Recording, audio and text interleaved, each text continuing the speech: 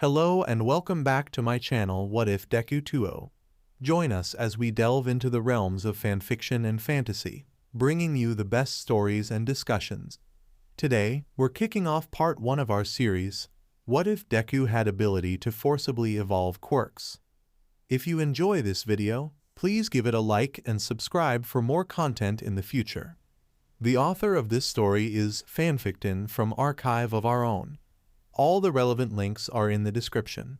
Feel free to say hello to the author on their profile. Now, let's dive into the fanfic. In a patient exam room somewhere in Mustafu, General Dr. Tsubasa, a round man with glasses and a bushy mustache slouched on a stool across from Midoriya Izuku and his mother Midoriya Inko. Izuku was a short, scrawny 4-year-old boy with 4 freckles on each cheek forming the shape of a diamond and viridian green fluffy hair that matched his eyes. Inko was an average-height slender woman at 5'6", with straight hair and eyes that matched her son's in color. Well, after several tests it's safe to say the boy is quirkless. He turned to Izuku. You should probably just give up. Doctor. Tsubasa lazily stated to a catatonic Midoriya Izuku and his wide-eyed mother, Inko, before sitting up as if remembering something important. You know, there is one more test I could run, just in case.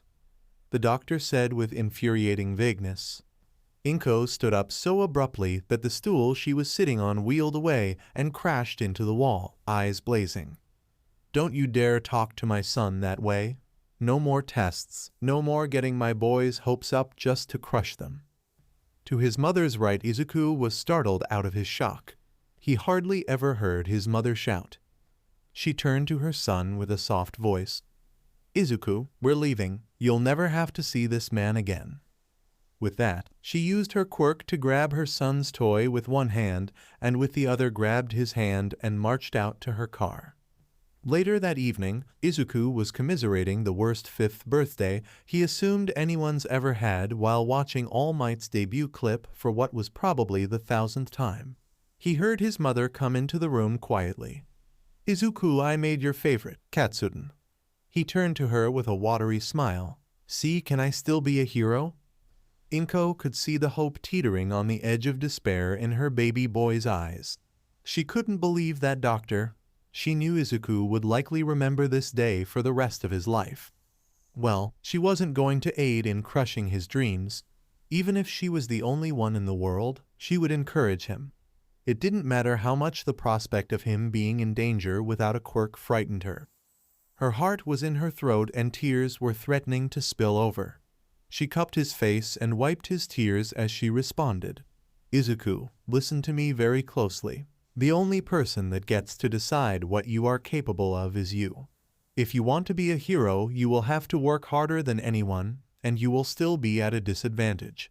People will discourage you the entire way, but I believe in you and I will support you the entire way.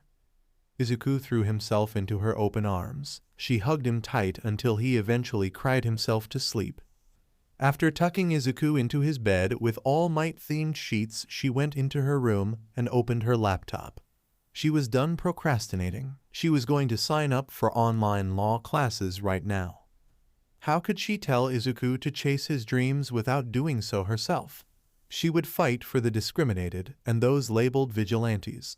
She knew that if a civilian fought back against a villain with their quirk, they would likely be charged with vigilantes. A scared civilian did not equal a vigilante. She would be her version of a hero. She would have to lower her hours at the hospital and be careful with the budget, but it was worth it. Even after discovering her husband's secret overseas family and taking him for everything in the divorce along with child support, money was still tight on a nurse's salary. Several months later. His mother was certainly right. The second his quirkless diagnosis came to light, his best friend turned on him, his classmates turned on him, and even the teachers turned on him. They viewed him with open derision, and when he stated he still wanted to be a hero, the cold stares of the students turned into barbed words. The dismissal of the teachers turned into turning a blind eye to the abuse, if not outright encouraging it. And worst of all, the casual insults from his best friend Kaken turned into violent beatdowns at every turn. No, not Kaken. His friend was gone. Only the bully Bakugo remained. Izuku was at recess at the nursery school when he heard the telltale sound of crackling and the smell of caramel that preceded Bakugo's quirk activating. He turned around and saw a girl, a short distance away by the trees, crouched in the dirt with Bakugo looming over her threateningly. The girl had light blonde hair kept up in two messy buns. So pretty, so cute. Despite the situation, the girl had a too wide smile revealing elongated canines on top and bottom like a cat's and a look of pure adoration in her eyes as she stared at whatever she held in her hands. As Izuku made his way closer, he noticed that she had blood on the corner of her mouth and was cradling a dead bird in her open palms close to her chest. Bakugo slapped the bird out of her hands. "What's that disgusting look on your face? You're nothing but a villain waiting to happen. I'll just put you down now." Izuku knew what was coming next. Even at 5 years old, Bakugo's quirk packed a punch. He threw himself in front of the girl, back to her, arms shielding his face. Boom pain flared through his arms and chest. "You trying to act like a hero when you're just a worthless Deku? Leave her alone. If I'm acting like a hero, then what does that make you, Bakugo?" He knew he had made a mistake when he saw the unbridled rage in his friend-turned bully's eyes. He stood his ground in front of the girl, but it took everything he had to weather the storm. He wasn't sure how much time had passed until the bell rang signaling the end of recess, and with a TCH Bakugo spun on his heel and marched away. Izuku dropped his now bruised, bloody, and scorched arms to the sides of his equally damaged torso. He turned around to check on the girl and saw that she was still smiling and looking at him with the same look she had been looking at the bird, with pure adoration. This close he could see that the pupils of her eyes were slits like a cat's and unfocused, as if trying to take in everything about his bloodied appearance at once. "Cute," the girl said. "Okay?" he stuttered out in pain and embarrassment as he offered her his hand to help stand. The blonde's eyes focused, and their eyes met for the first time. "Why did you help me?" she asked as she took his hand and stood. He raised his head to the side in question. "Why wouldn't I? If someone needed help, you helped them. Everyone knew that, right?" Disappointment evident in her voice, she replied, "Not everyone." Gesturing to the now empty playground save for one teacher waiting on them impatiently, he blushed. Great, apparently he had muttered that last bit. She was smiling again, but this time it was small, filled with mischief. "You're nice, I like you," she stated matter-of-factly. "I'm Toga Himiko, what's your name?" Izuku was about to faint, and he wasn't sure if it was due to pain or embarrassment at the possibility of misinterpreting what she said. Shakily he replied, Midoriya Izuku, I'm going to lay down for just a second." Izuku fell to the ground as consciousness left him. By the time he woke up, he was in the nurse's office, bandaged, with his mother yelling at the nurse. "What do you mean nobody knows what happened? He didn't do that to himself." Izuku shot up. "I'm awake. Where's Toga?" Inko whirled. "My baby," she went to hug him but stopped short, remembering his injuries. Her eyes grew hard. "Is this Toga the one that did this to you?" "No, I was protecting her from Baku. He cut himself off." He wasn't sure why he felt the need to cover for Bakugo. Nothing would most likely come of telling anyway. Inko gasped. "Kaken did this," she whirled back to the nurse. Where was the adult responsible for watching the kids during recess? There's no way they didn't hear explosions going off. She was starting to get suspicious of this whole situation. She would have to pay closer attention to Izuku's schools from now on. "I'm sorry, ma'am. I only know what I was told. To answer your earlier question, Izuku, Himiko Toga was withdrawn from our school by her mother. She won't be coming here anymore," the nurse clarified. Of course, the school had denied anything had taken place, just like he thought would happen. Sure, Aunt Mitsuki had yelled at, threatened, and even forced Bakugo to start attending therapy once a month. It was something at least. He decided it was easier to just hide the evidence of bullying going forward. Even with all his effort, he was pretty sure his mother was on to him. He hated lying to her, but nothing would change except Bakugo would get more violent. So he just kept his head down and hoped to be ignored.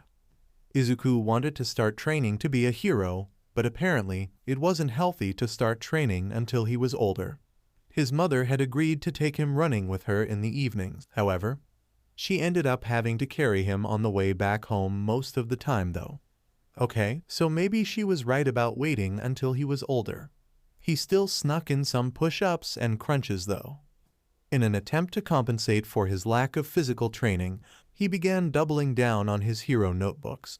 He was breaking down the strengths and weaknesses of not just heroes, but villains and vigilantes as well.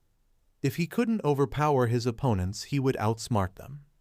10 years later, Izuku's 15, Inko's 33. Over the years, Izuku had upped his training. He was now weightlifting at home every day after school and not just keeping up with his mother on their evening runs, but pushing her to be faster and run longer. He was still lacking actual martial arts training, but hoped to start soon. He was now on Analysis Notebook #20, and he could tell was improving just by how amateur his older entries looked to him now. His mother had finished her degree and had already made a name for herself as a lawyer who only took on discrimination and self-defense cases. She hadn't lost a case yet. Izuku and having quite the day. Summer break had officially started. Bakugo's suicide baited him for the first time. He was attacked by a sledge villain and almost died. Met his idol, was disappointed by his idol, saved Bakugo from the same slime villain. And now All Might was offering him his tutelage and quirk. He had been initially heartbroken by All Might's initial response on that roof, but his mother had warned him, hadn't she? Only he could decide what he was capable of.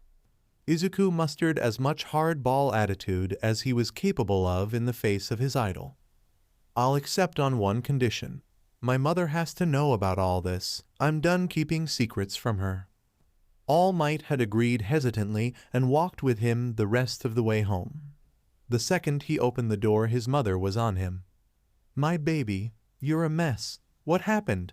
She noticed the deflated All Might awkwardly standing behind Izuku. With faux sweetness, she addressed the strange man.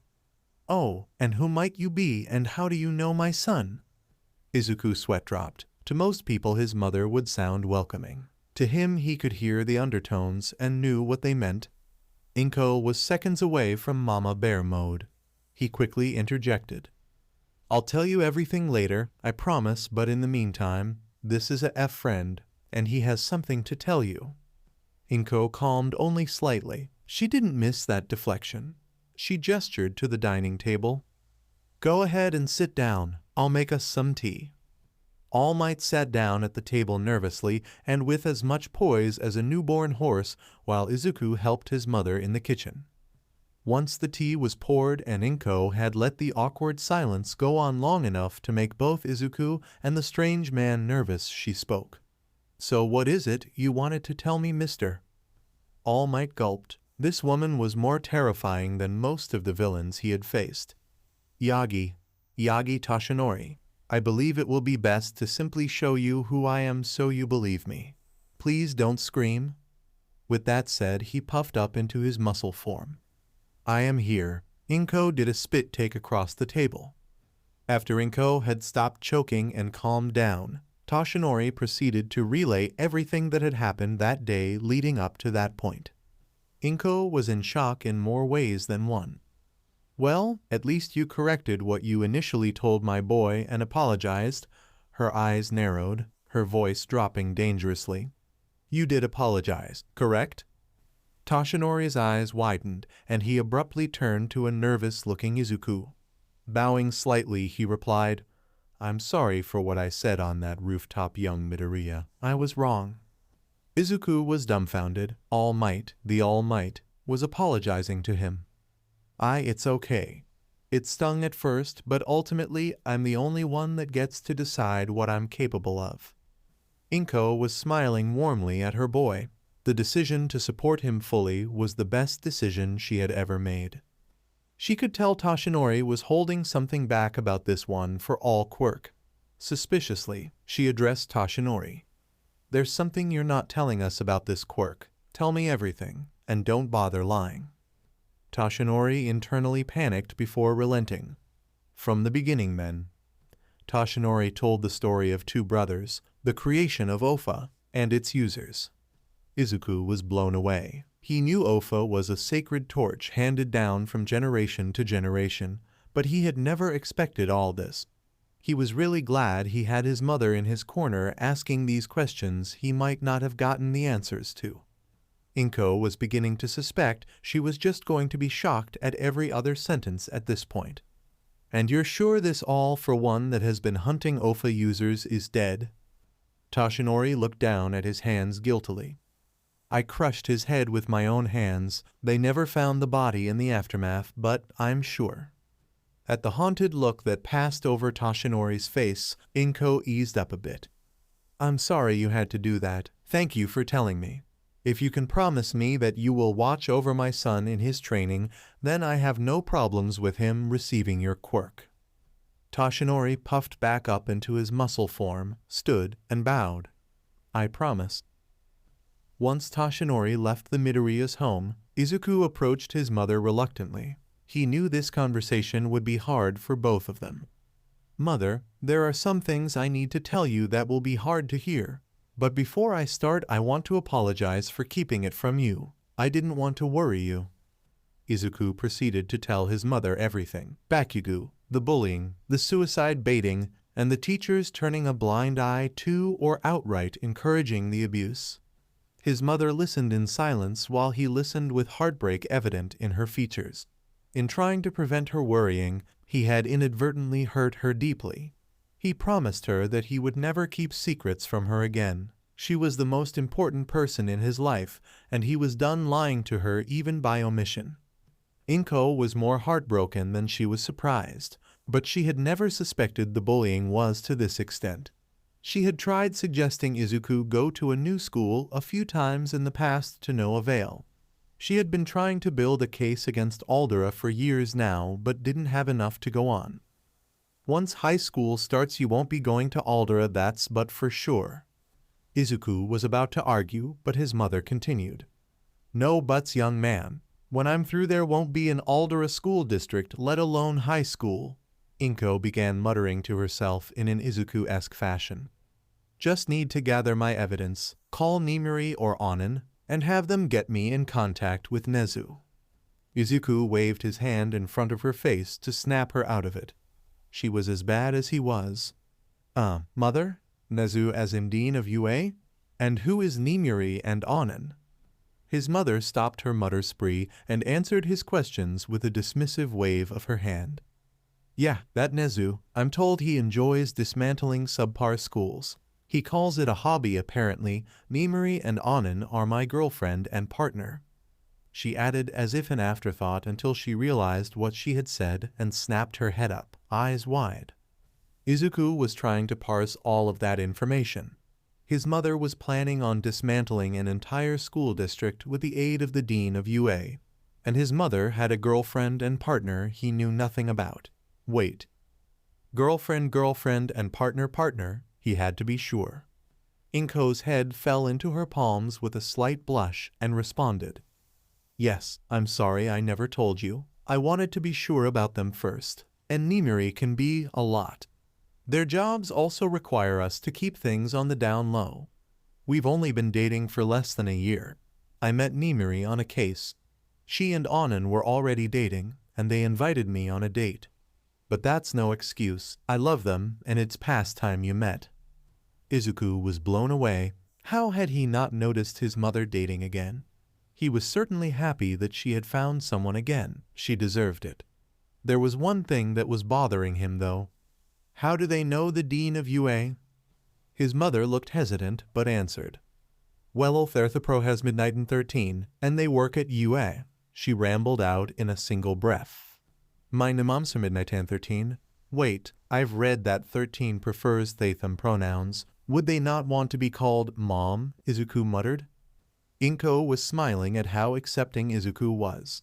She had never told him outright that she was bipolar, but she raised her boy right. He didn't have a bigoted bone in his body.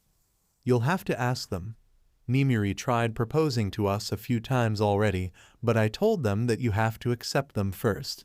Onan agreed to wait for that day. If Nimiri heard you call her your new mom, she would lose it. In the teacher's lounge at UA, 29-year-old Kayama Nimiri, aka the 18-plus hero Midnight, a 5'9" woman with onyx black hair up in a ponytail, was wearing her casual clothes of leggings, an oversized sweater, and glasses. She sat grading finals while her 27-year-old partner Kuro's Onan, aka the space hero, 13. They were very tall at 5'11", and had a spiraling chin-length bob of blue hair that grew lighter closer to the roots, simulating a vortex. They had eyes with black irises that made them indistinguishable from their pupils. Their pupils were rimmed with an almost glowing orange. Their eyes bore a striking resemblance to the first pictures of a black hole. Onan was wearing their casual clothes of blue jeans, a black button-up shirt with a constellation print, and yellow high-top sneakers with a Velcro strap at the top. Nimiri shot out of her seat when a shiver went down her spine. "It's finally happening," she screamed, startling her fellow teachers and partner. She began frantically typing on her phone, and Onan spoke up to her left. Nem? What's going on?" Nimiri looked at her like it was the dumbest question she had ever heard. "I'm reserving a table for 4 at the grotto. It'll be a yes this time for sure. I can feel it." Onan just shrugged. Who were they to argue with Nem's relationship intuition? It had worked on them after all. With only 7 days before he started his new school, Izuku was sitting on the steps leading down to a now clean Takoba beach. He had finally packed on some muscle from all the training. He even had the beginnings of a six-pack. He was lost in thought about the whirlwind of activity his summer had been. The very next day after learning about their relationship, Nimiri and Onan had taken him and his mother out to dinner. The restaurant was set in a massive cave with an underground stream running through it. It was the fanciest restaurant he had ever seen. When he had accidentally greeted Nimiri as Miss Kayama Mama, she squealed and hugged him without a second thought. His mother had subsequently told them the story of him calling them his new moms, much to his embarrassment. Onan had told him they liked the title despite it not being gender neutral, and Nimiri had squealed so loud it echoed off the cavern walls. Nimiri immediately dropped to a knee and popped the question to both Onan and Inko at the same time, a jewelry box in each hand. Inko had said yes this time, and since Onan had been withholding her answer until Inko agreed too, they too said yes. Inko and his new moms wasted no time getting married. They had a private ceremony on UA's sprawling campus with most of the faculty in attendance. Izuku had never gotten so many autographs in one day before. After the wedding, he had brought Onan and Nimiri in on the secret of Ofa. He didn't want to force his mother to keep secrets from her wife and partner. They were certainly surprised, but took it quite well. He and Inko were currently in the process of moving in with Nimiri and Onan into a massive house on US campus. Apparently, Nimiri had badgered and bribed Cementos into building it. Then he testified against the Aldera School District along with some of its other victims. He got to see Nezu in action for the first time, and suffice it to say, Aldera School District never stood a chance. Some of Aldera's faculty had even admitted to being an isolated cell of a quirkist extremist faction calling themselves the New Meta Liberation Army. They even admitted that they intended to foster future sympathizers to their movement. His treatment there had suddenly made much more sense, and so did their praise of their golden child Bakugo. Once the media got hold of the information, the news of the trial spread like wildfire all across Japan. Luckily, Izuku and the other victims were kept out of the spotlight. He was pretty sure it was Nezu's doing. Izuku was brought out of his reverie by the sound of a car door closing. He turned his head to see All Might in his Mr. Miyagi form looking at the clean beach with awe. Upon noticing Izuku on the steps, Toshinori poofed into his All Might form and excitement called out, "Young Midoriya, you cleaned everything down to the last scrap, and with days to spare, Good job, my boy. Izuku didn't have many accomplishments to be proud of yet, but he could tell this was something that he would cherish forever. So what now? All Might looked upon his would-be successor with pride. He couldn't be happier in his choice. Now only the act itself remains. Remember, young Midoriya, there are two types of power, power given and power earned. You, my boy, have earned this power. Now eat this. All Might plucked a hair from his head and handed it to Izuku. Izuku looked at the hair for several awkwardly silent seconds before responding eloquently.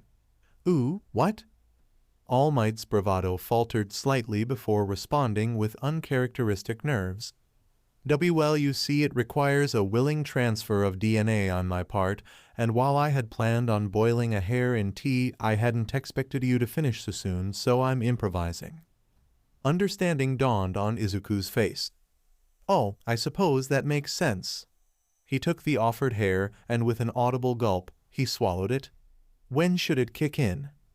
Well, as soon as you digest it, I imagine. Though my master made me eat her toenail clippings up until it kicked in, so I can't be too sure. All Might said with a shrug. Izuku gagged. Well, I'm glad you're not her. About 30 minutes later, he was beginning to feel something well up inside of him. He turned to the now deflated Toshinori. Suddenly light-headed, he stammered out. I think I feel it. He barely got the words out before he passed out. Izuku awoke at night on an island of black sand with nothing but placid water on every side. He looked up, and where he would expect to see countless stars, there were only 9, but something was strange. Each star was a different color, and they were moving.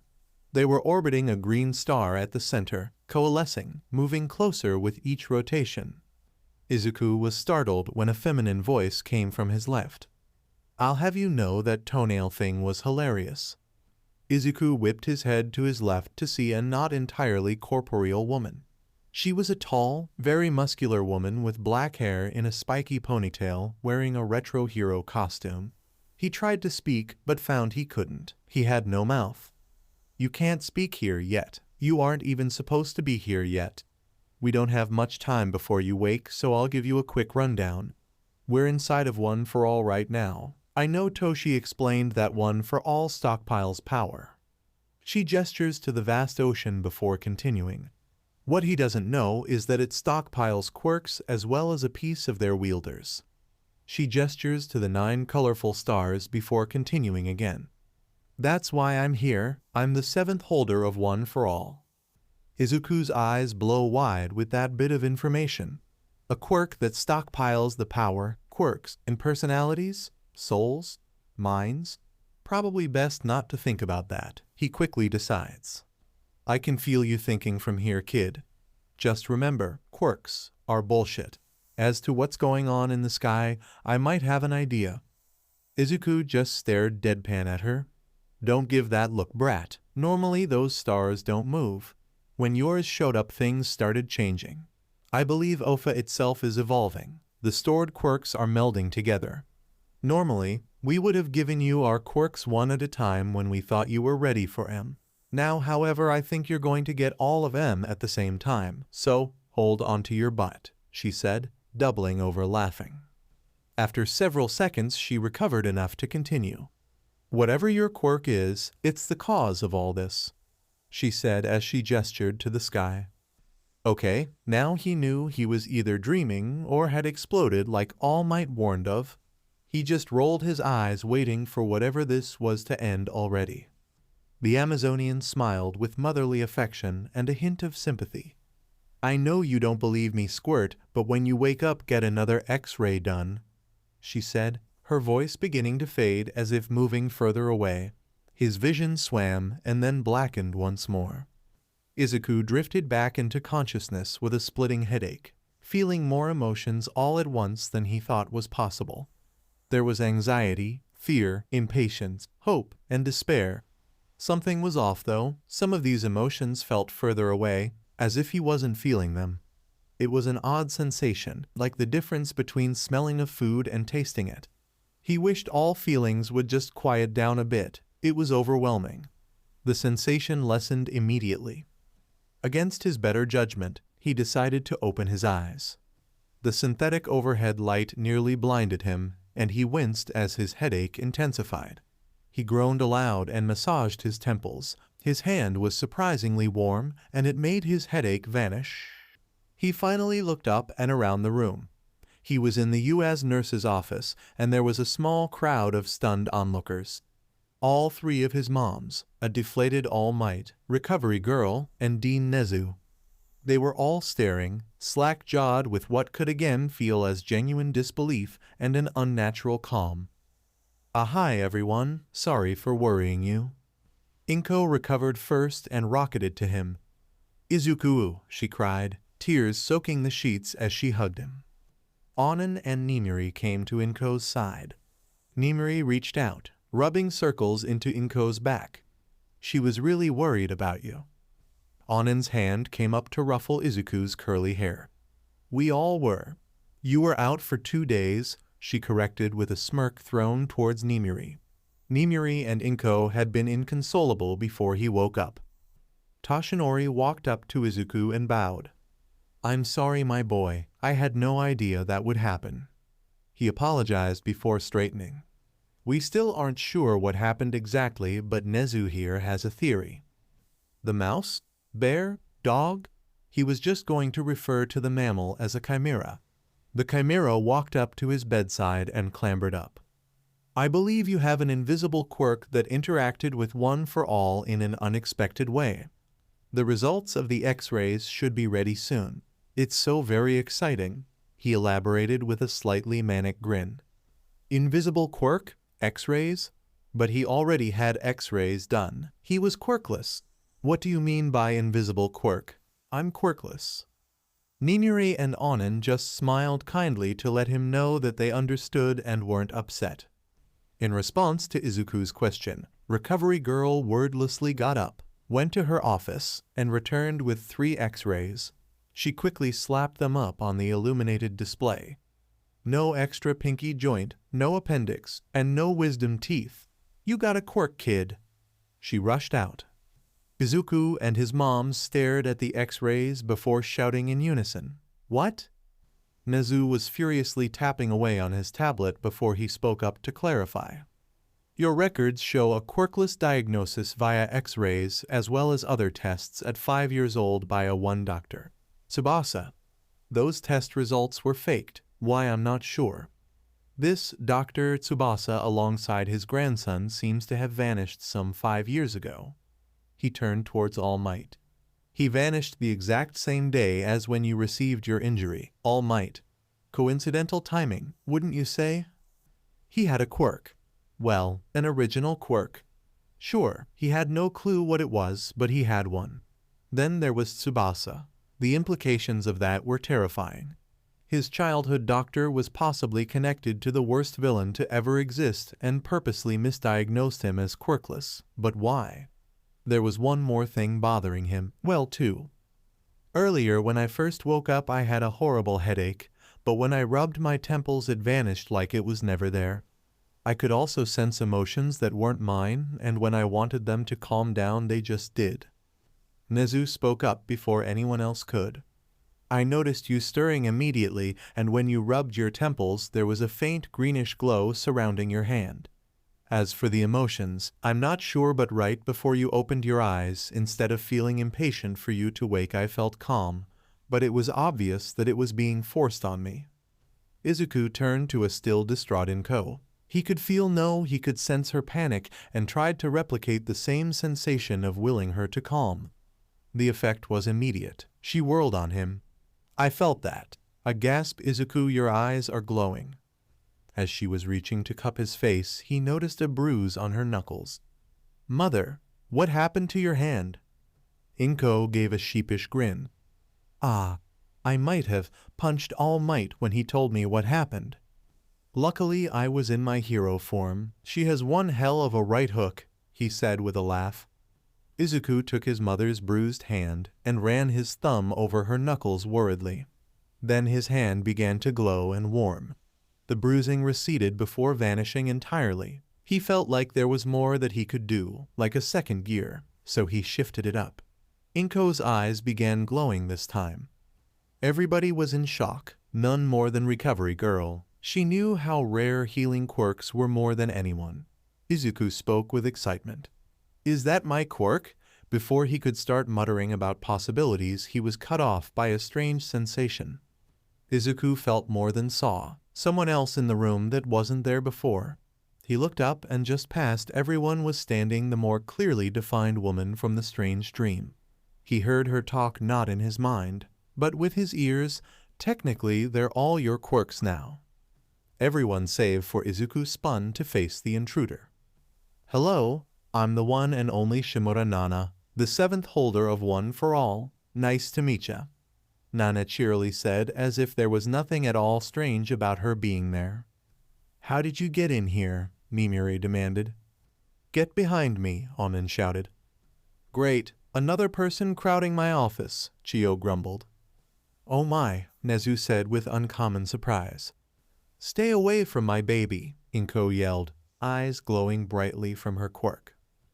"Master?" All Might whispered, looking like he had seen a ghost. Nana smirked with a shit-eating grin. "Hey Toshi, you look like shit." All Might immediately coughed up blood and collapsed to the floor unconscious. Nana bent over, holding her sides, laughing and wheezing. Standing up and wiping the tears from her eyes, she explained. "They're both more powerful than they used to be, but the first one with the feelings was the third's. It's called empathy.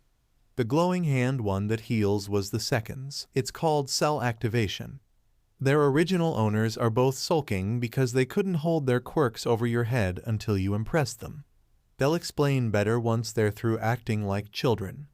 She huffed. Upon seeing the questioning look on Izuku's face, she continued. "Your original quirk was the one that made your mother's eyes glow.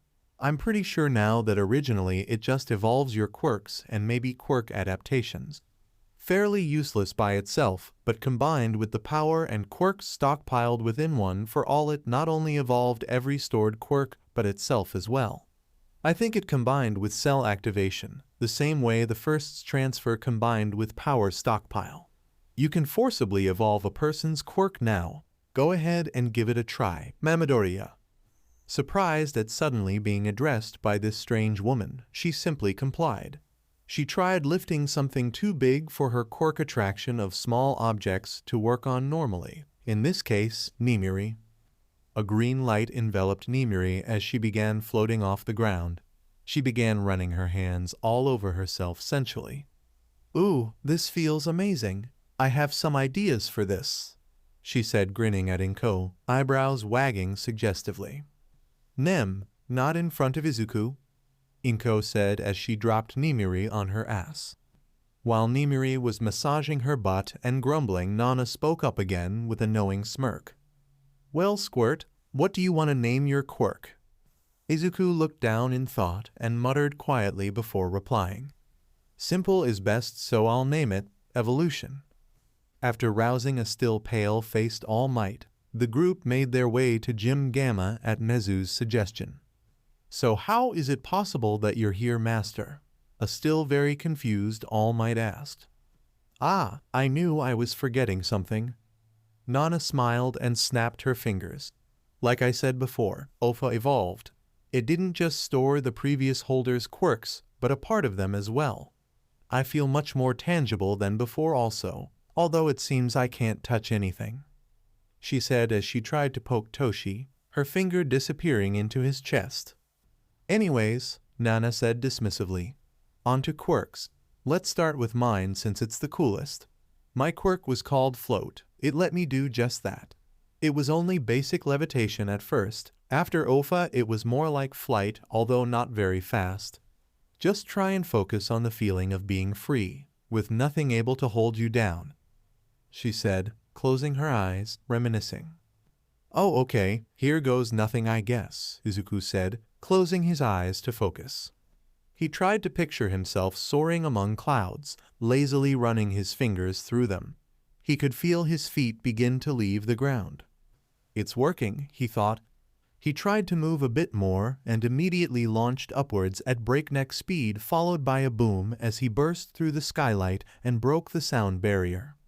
In his panic, he disengaged Float and began to fall. He flailed and screamed, "Ah!" As he neared the roof of the building, the now inflated All Might jumped up and caught him, landing safely through the broken skylight.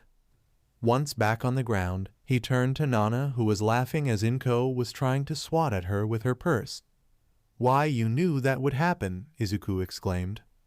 "Yeah, but now it doesn't seem as scary, right?" she challenged. "Well, I guess not, but you could have told me to wear a helmet at least," Izuku groused. PSH builds character. Anyway, Float is not only much more powerful, it seems to shield you from most of the wind resistance. Now that you mention it, I didn't feel much wind resistance, even though I'm pretty sure I broke the sound barrier. Izuku half muttered with his chin in his hand. "No more stunts like that," Inko said, raising her voice. Fine, can't have any fun," Nana grumbled playfully. "Let's get this show on the road. The 6th will take over while I go slap the bitch out of the 2nd and 3rd. The second Nana disappeared. A man with black hair and a high-collared coat appeared where she had been. "I am the 6th N. My quirk was smokescreen. It allowed me to produce clouds of smoke from my body. It was a double-edged sword, however, as it blocked my vision as well. However, I suspect that may no longer be the case. Try it out. Feel it build up before releasing it," N said. Izuku focused on trying to narrow down the feeling of smokescreen. A few others were chomping at the bit to be let out, but he managed to focus on the one. He felt it build for a second before releasing the sensation. A black smoke exploded from his body, filling the entire gym and completely obscuring his vision. "Wait, I can see something," he thought. Through the smoke, he could see everyone except N. They glowed orange and grew lighter in color on their extremities. He was amazed at the level of detail he could see. He could make out their faces perfectly. "Whoa, I can see you all. It's thermal vision," he exclaimed excitedly. Nezu pressed a button on his tablet, and the fans kicked on, clearing out the smoke.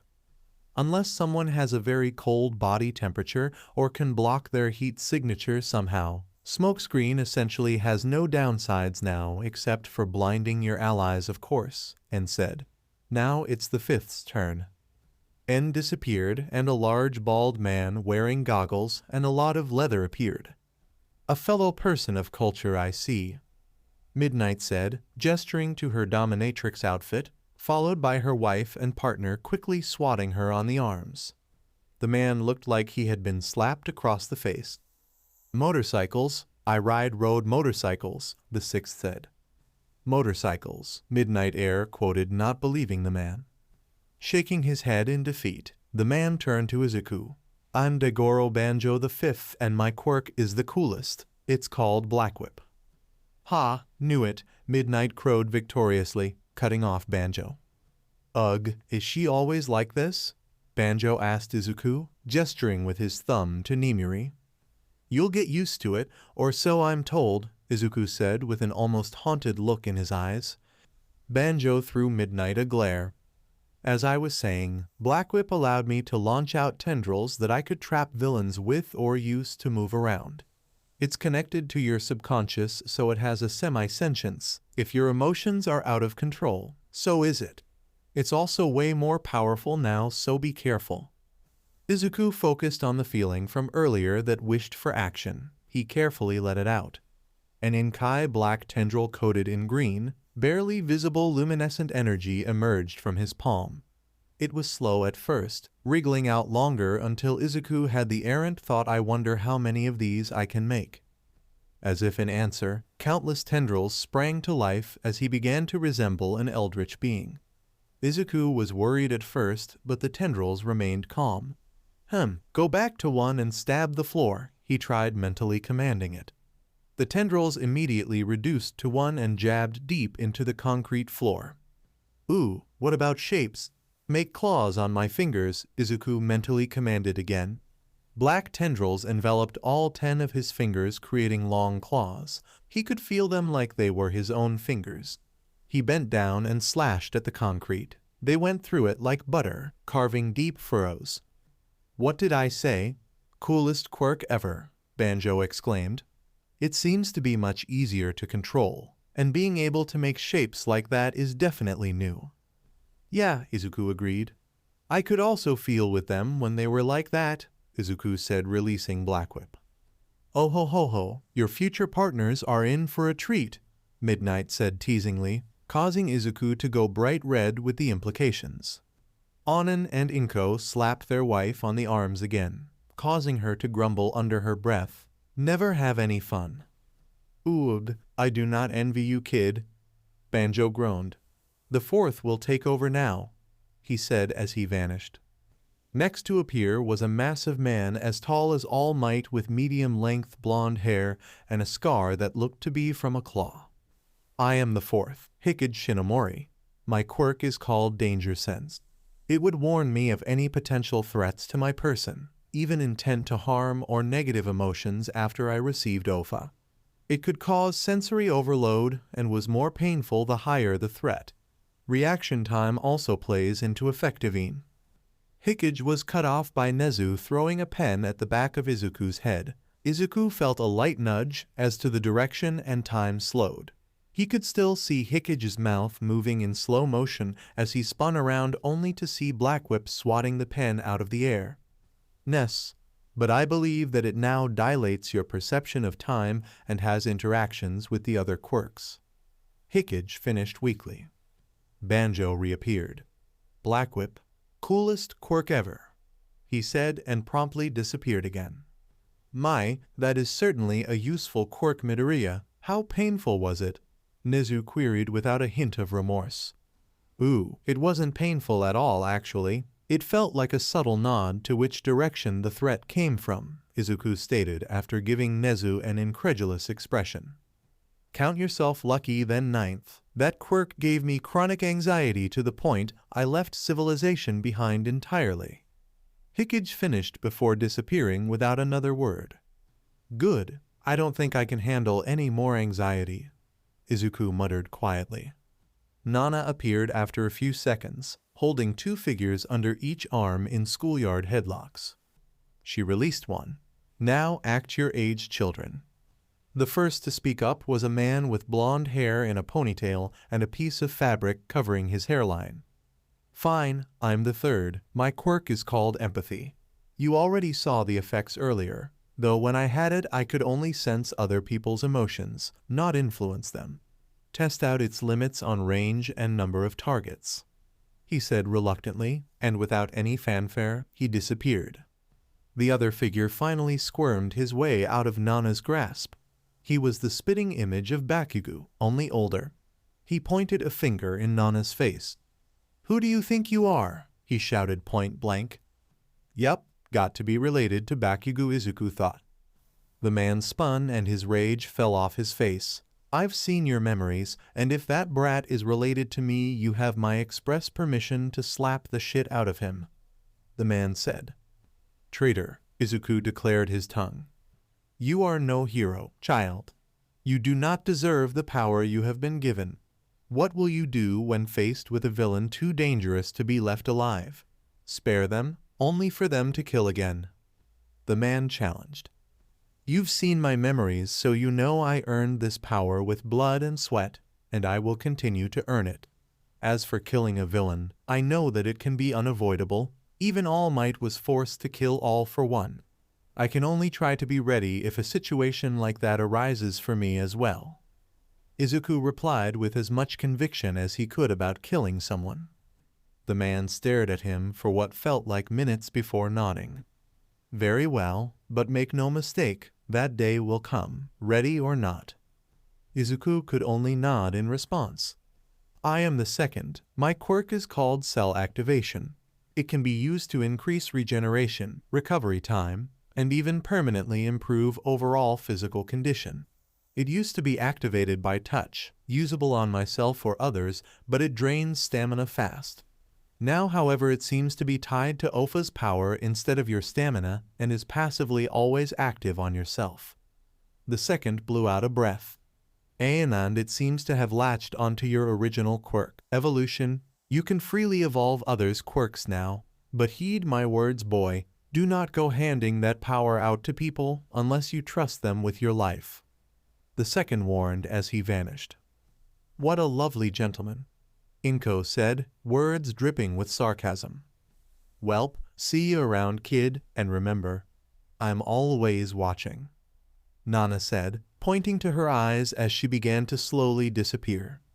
Oh, and Toshi, she said, her face softening with maternal love, I'm so proud of you.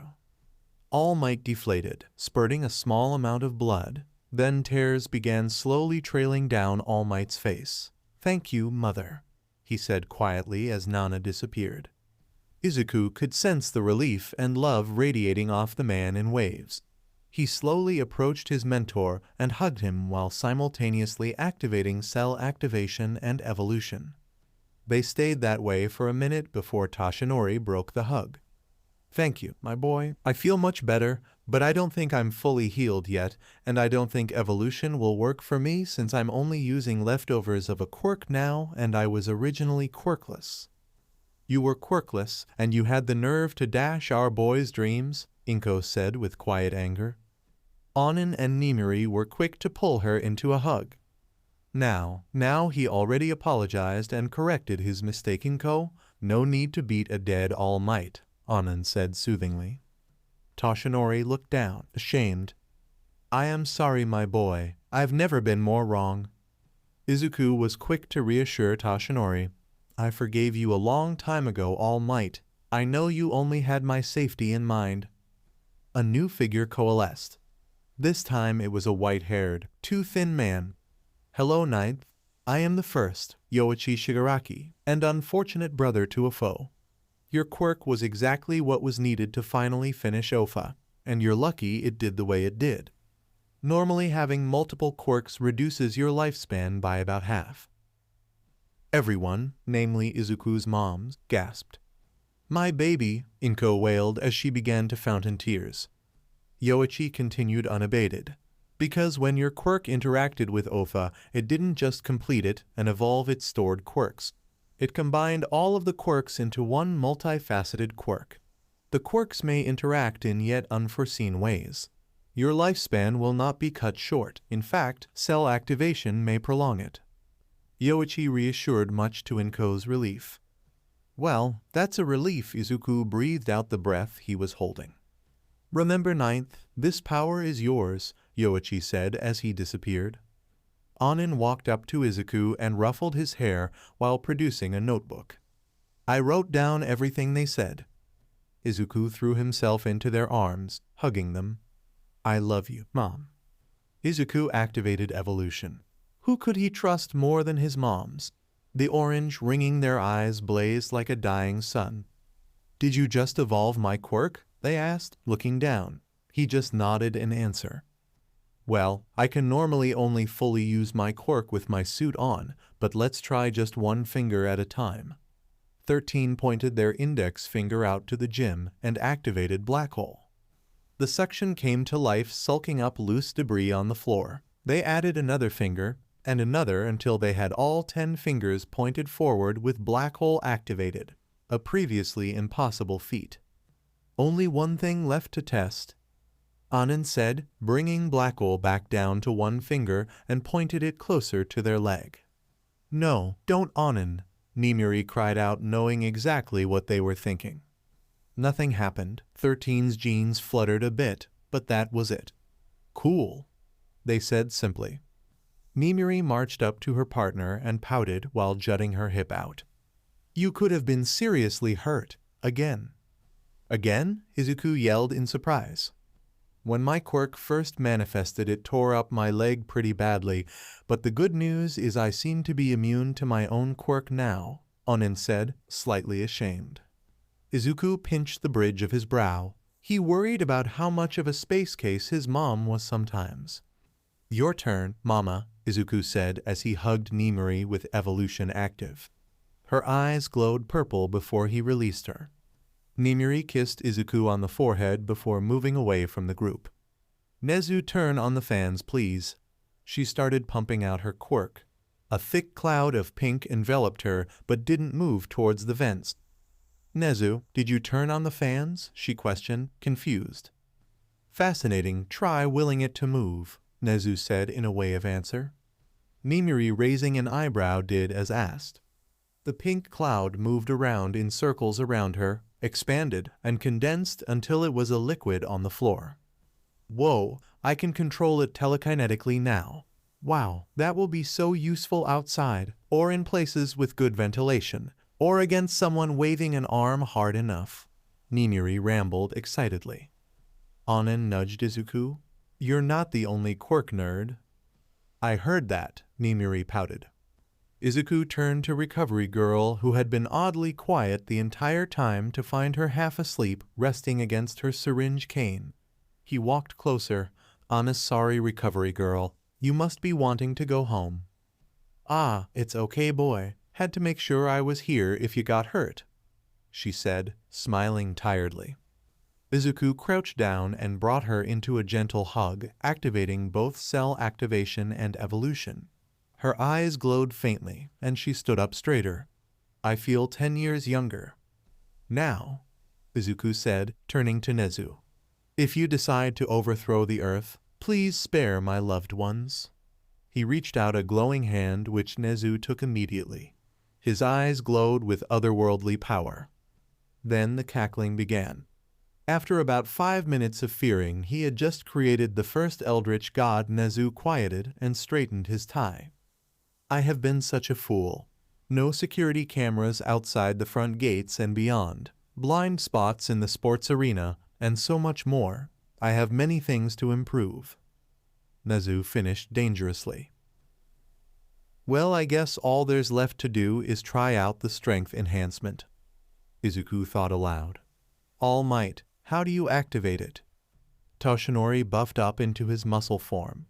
Squeeze your butt cheeks together and yell smash from the bottom of your heart, All Might explained. Izuku positioned himself facing the far wall. Well, here goes nothing, he thought as he squeezed his butt cheeks together and yelled. Sma. Danger sense nudged heavily in every direction and time slowed to a crawl. Nana popped into existence. Stoop, she yelled, surprisingly not in slow motion. He cut the power to Ofa. Nana whirled on All Might. What were you thinking? Clench your butt cheeks, what the hell kind of advice is that? Nana admonished. Kid, Ofa is way more powerful than when all meathead over here had it, she said, pointing a thumb to a thoroughly ashamed All Might. Try a tiny amount and work up from there, Nana actually instructed. Izuku focused on the unending ocean of power that was one for all. He tried using only a small portion, what he assumed to be 5%, and punched. A gust of wind followed the punch. Within the confines of the building, it was enough to burst the remaining skylights. Whoa, that was only about 5% and my arm still ended up hurting, he said. But before he could finish, cell activation healed the minor tears in his arm's muscles. Never mind, cell activation already healed it. Wait a minute. Doesn't that mean I can put on muscle practically instantly? Izuku said, having a revelation. Now you're cooking with neurons, Nana replied, flexing her massive biceps as she disappeared.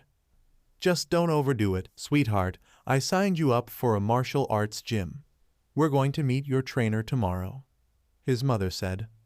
After pointedly ignoring his mother's suggestion of not overdoing it, Izuku proceeded to exercise through the night, drinking protein shakes every hour. By morning, he had gained 10 pounds of raw muscle, and he was barely even tired. Cell activation was amazing. He only stopped exercising when he heard his mother exit her bedroom that she shared with his mama and mom. He set his alarm to go off in 1 minute, and after silencing his alarm, he pretended to yawn. After taking a much-needed shower, he emerged from his room to greet his mother in the kitchen and help her make breakfast, as was routine for him at this point. Upon entering the kitchen, he found his mother eyeing him with suspicion, hands on her hips. Why is the protein powder out, young man? Inko questioned. Ooh, late-night snack, Izuku answered unconvincingly. And why do you look like you put on more muscle, as if overnight? She continued to interrogate. Izuku looked down at his clothes. his white shirt that read pajamas and black workout shorts to see that they were visibly straining against his newly acquired muscle.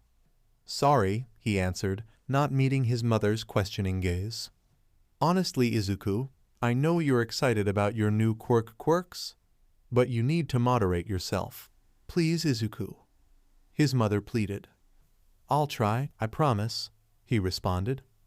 "That's all I ask, sweetheart," his mother said with a kind smile. The moment ended when he heard a door closing. He turned to see a bleary-eyed Nimiri stumbling into the hallway. "Good morning," she grumbled before pausing. "Whoa, Izuku, did you get bigger?" his mama asked mischievously.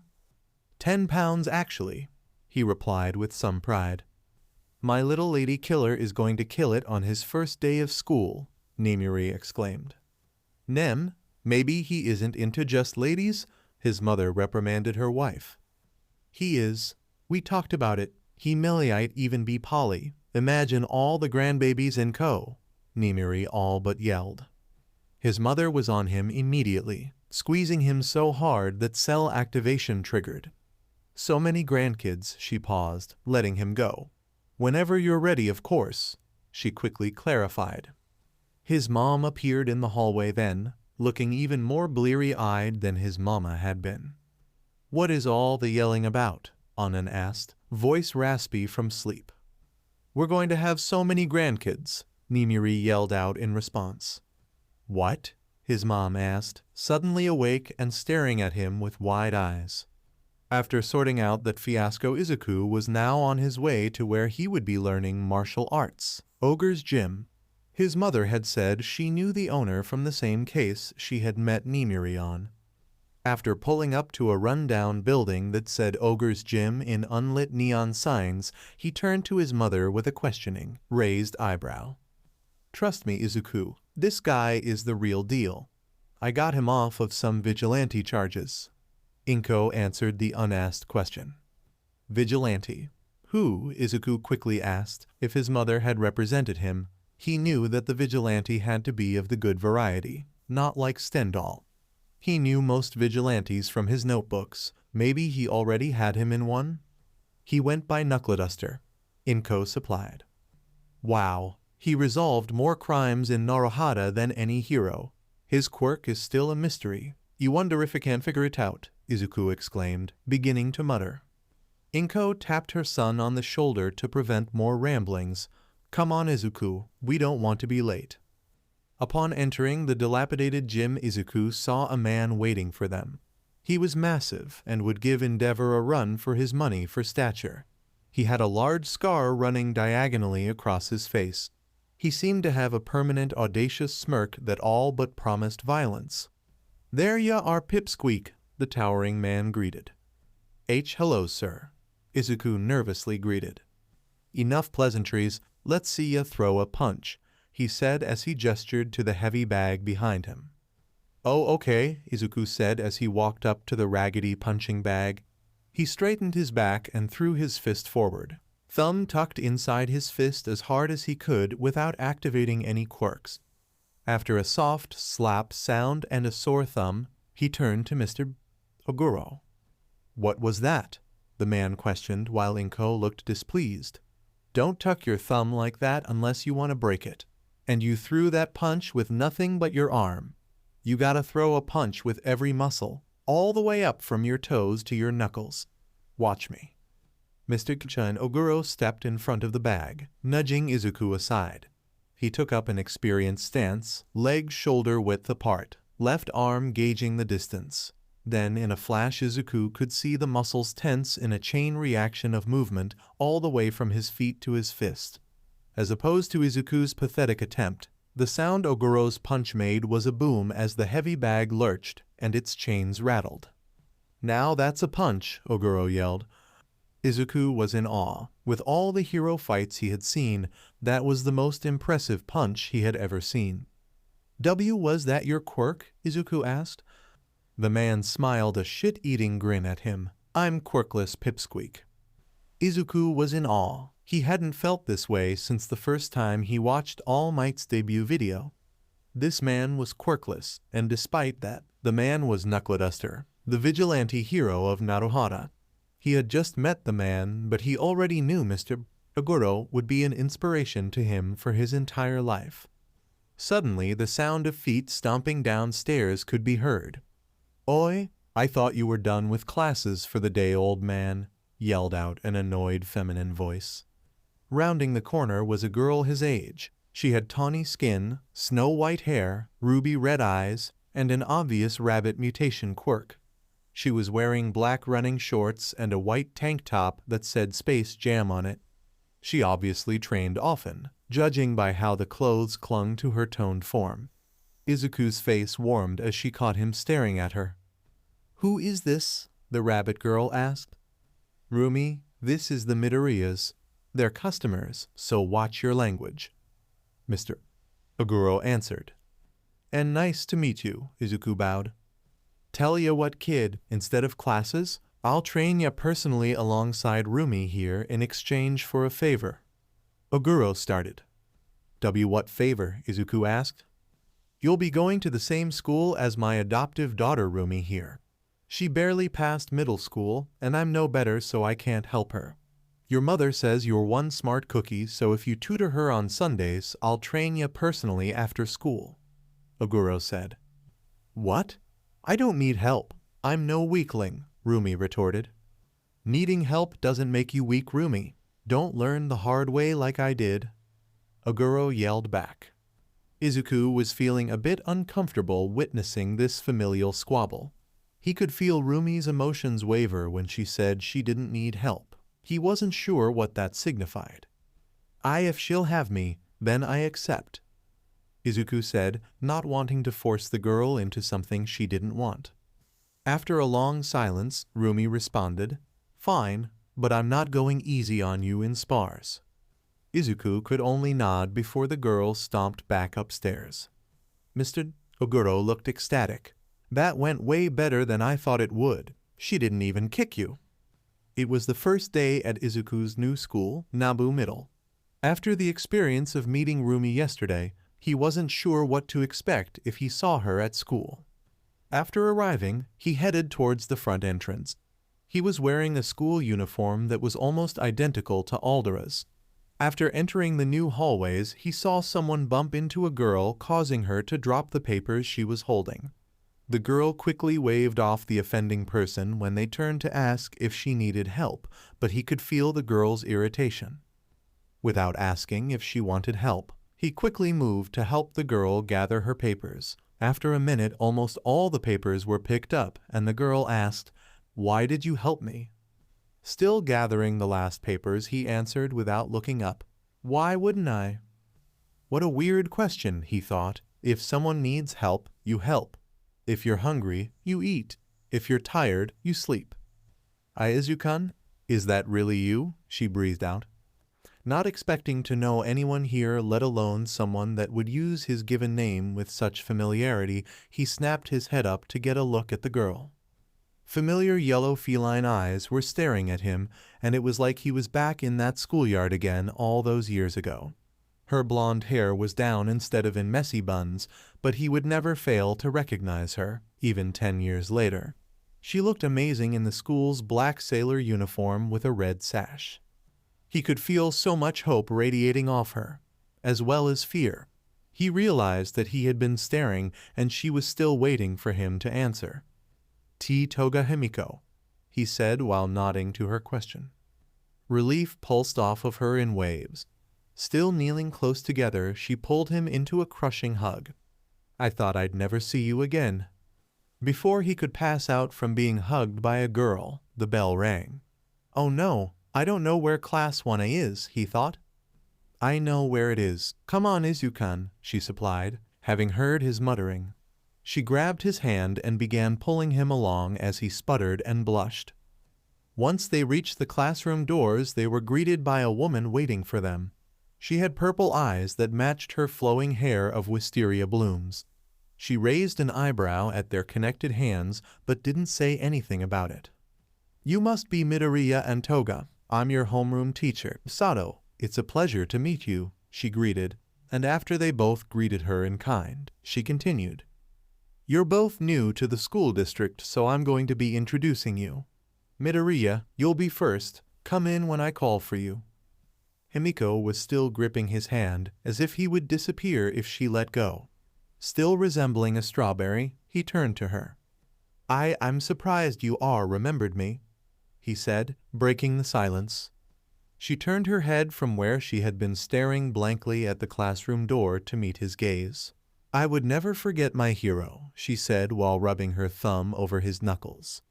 Before Izuku could pass out, he heard the teacher call him in. Himiko released his hand, and he walked into the classroom. Go ahead and introduce yourself, Sato said while gesturing to the waiting class. I'm Midoriya Izuku. I hope we get along, he greeted nervously. He really hoped the school uniform was the only thing this place had in common with Aldera. What's your quirk? A somewhat snide voice asked. Izuku looked up to see a blonde-haired boy smirking derisively at him. It does a lot of things, so I just call it superpower. It's a stockpiler that only manifested a few days ago due to its complicated nature. He supplied the cover story that Nezu himself had cooked up. It was vague, and due to the nature of stockpilers, the lateness could be explained away. Useless, then, the blonde sneered. Izuku looked down at his red high-top shoes. He could feel the hope that this school would be different from Aldera Crumble. I'm really useless anywhere, aren't I? He thought. Shut up, Monoma. Just because you can't copy his quirk doesn't mean it's worthless, an aggressive voice called out from the back of the class. To me it is, Monoma snidely commented. Izuku looked up in surprise. The boy didn't mean that he was useless, only because he couldn't copy his quirk. He looked to see who had called out the rude boy and recognized Rumi in the back corner with her feet up on the desk, wearing ankle warmers. Wait, you can copy quirks that aren't stockpilers? That's so cool. How do you copy them? How many? How long? What about mutation types? Do you automatically know how they work once you copy them? Do they feel different? Can you have multiple active at a time? Izuku rambled out his questions. Sato clapped her hands. Okay, let's move on. Midoriya, go ahead and take the seat next to Oguro in the back. Izuku went beet red, realizing he had been rambling about quirks. He quickly made his way to the open seat to Rumi's right. After sitting down, he looked to her. Thank you, Oguro-san, for saying that. Rumi smirked. Call me Rumi, I hate formalities, and don't mention it. Monoma is an asshole, and I could tell you were misinterpreting what he said. Sato called out for Himiko to come in. She walked into the class, but she was wearing a look that seemed unnatural on her. He almost couldn't recognize her. It was like she was wearing a mask. She's dangerous, Rumi said to herself quietly enough for only Izuku to have heard. He knitted his eyebrows together. Why would she think Toga is dangerous? He thought. Rumi looked at him and whispered, It's part of my quirk. I can sense the danger someone would pose to me. He was so sick of muttering, but wow, that was a cool aspect of a quirk and really similar to danger sense in a way. Himiko gave a similar introduction as him while they were whispering, Monoma immediately asking the same question he had asked Izuku. My quirk is called Transform, Himiko answered curtly. How does it work? Monoma rudely asked. Though Himiko's mask didn't falter, Izuku could feel so much fear coming from Himiko that he almost gagged at the sensation. I can transform into someone else, but I have to love them, she hesitantly said. Izuku could feel her emotions waver when she mentioned love. Maybe it means they're lying. But why would she lie about the requirements of her quirk? Love could mean a lot of things. Maybe the truth was just inappropriate for the setting, he mused to himself. Monoma scoffed. Another useless quirk. Monoma, I gave you the benefit of the doubt, but you just earned yourself detention after school. I won't have any discrimination in my class, am I clear? Sato said, eyeing Monoma in a challenge. Momoma hung his head. Yes, ma'am. Toga dear, go ahead and take the seat to Midoriya's right, Sato said. The second Himiko sat down. The girl occupying the seat in front of him spun around in her seat.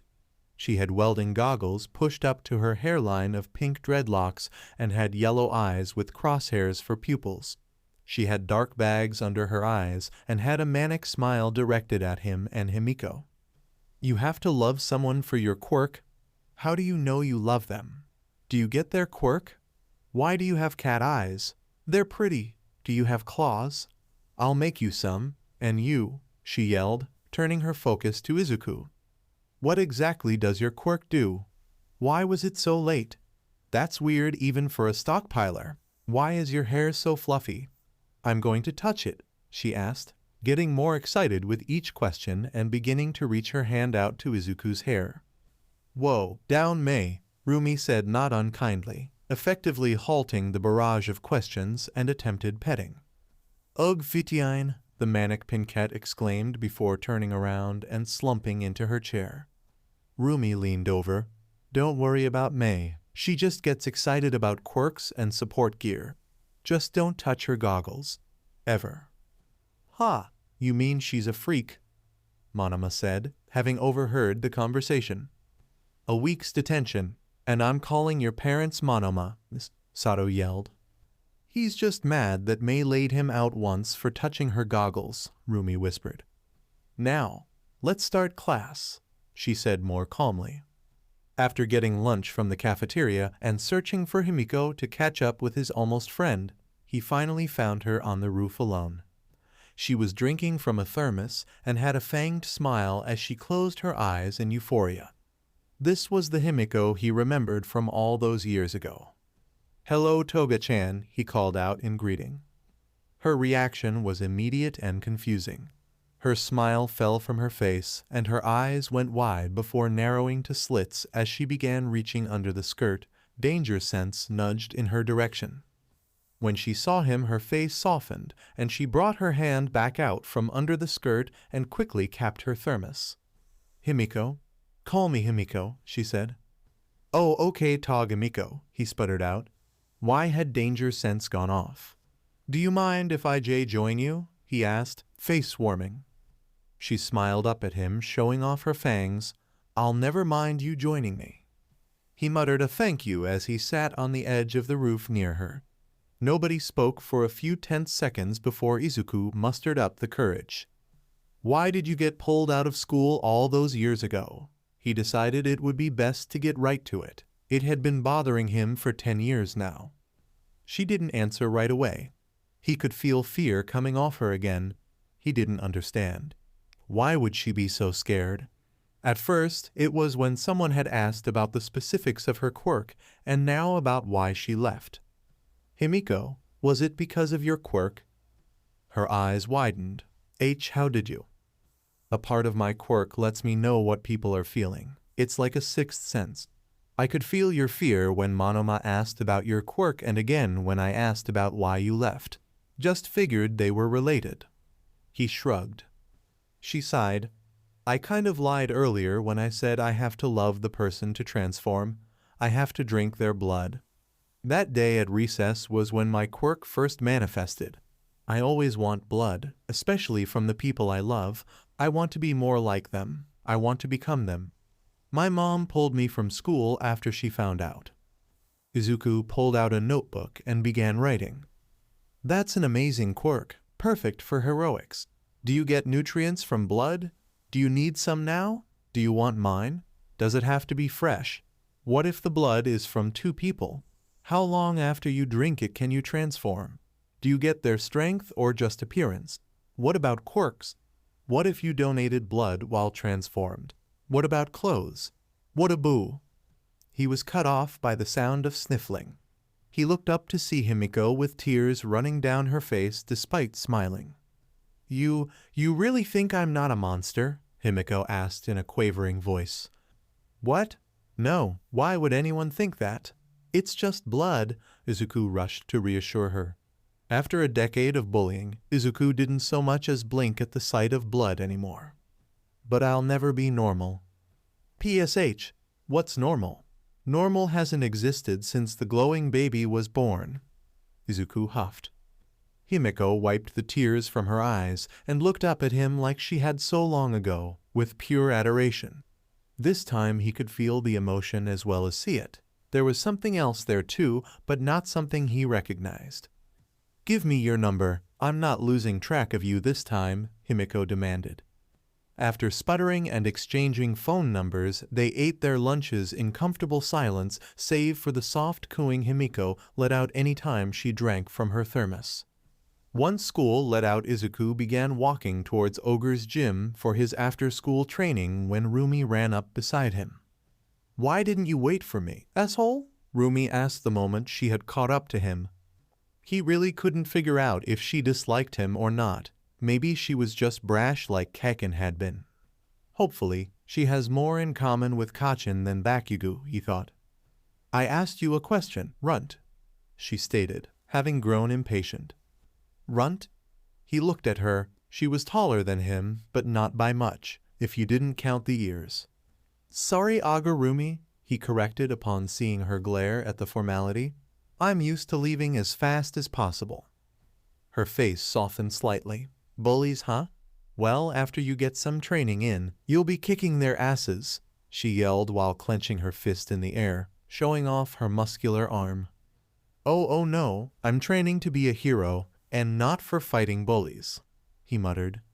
He felt her mood change immediately. It went from excitement at the thought of a fight to fear, borderline despair. "No, you have to fight back," she cried out, before blushing enough for it to barely be seen through her tawny skin. She turned and ran ahead of him. What was that, he thought. Once Izuku stepped into Ogre's gym, he saw Rumi dressed only in small black running shorts, her small white tail sticking above the waistline and a black sports bra showing off her well-muscled physique.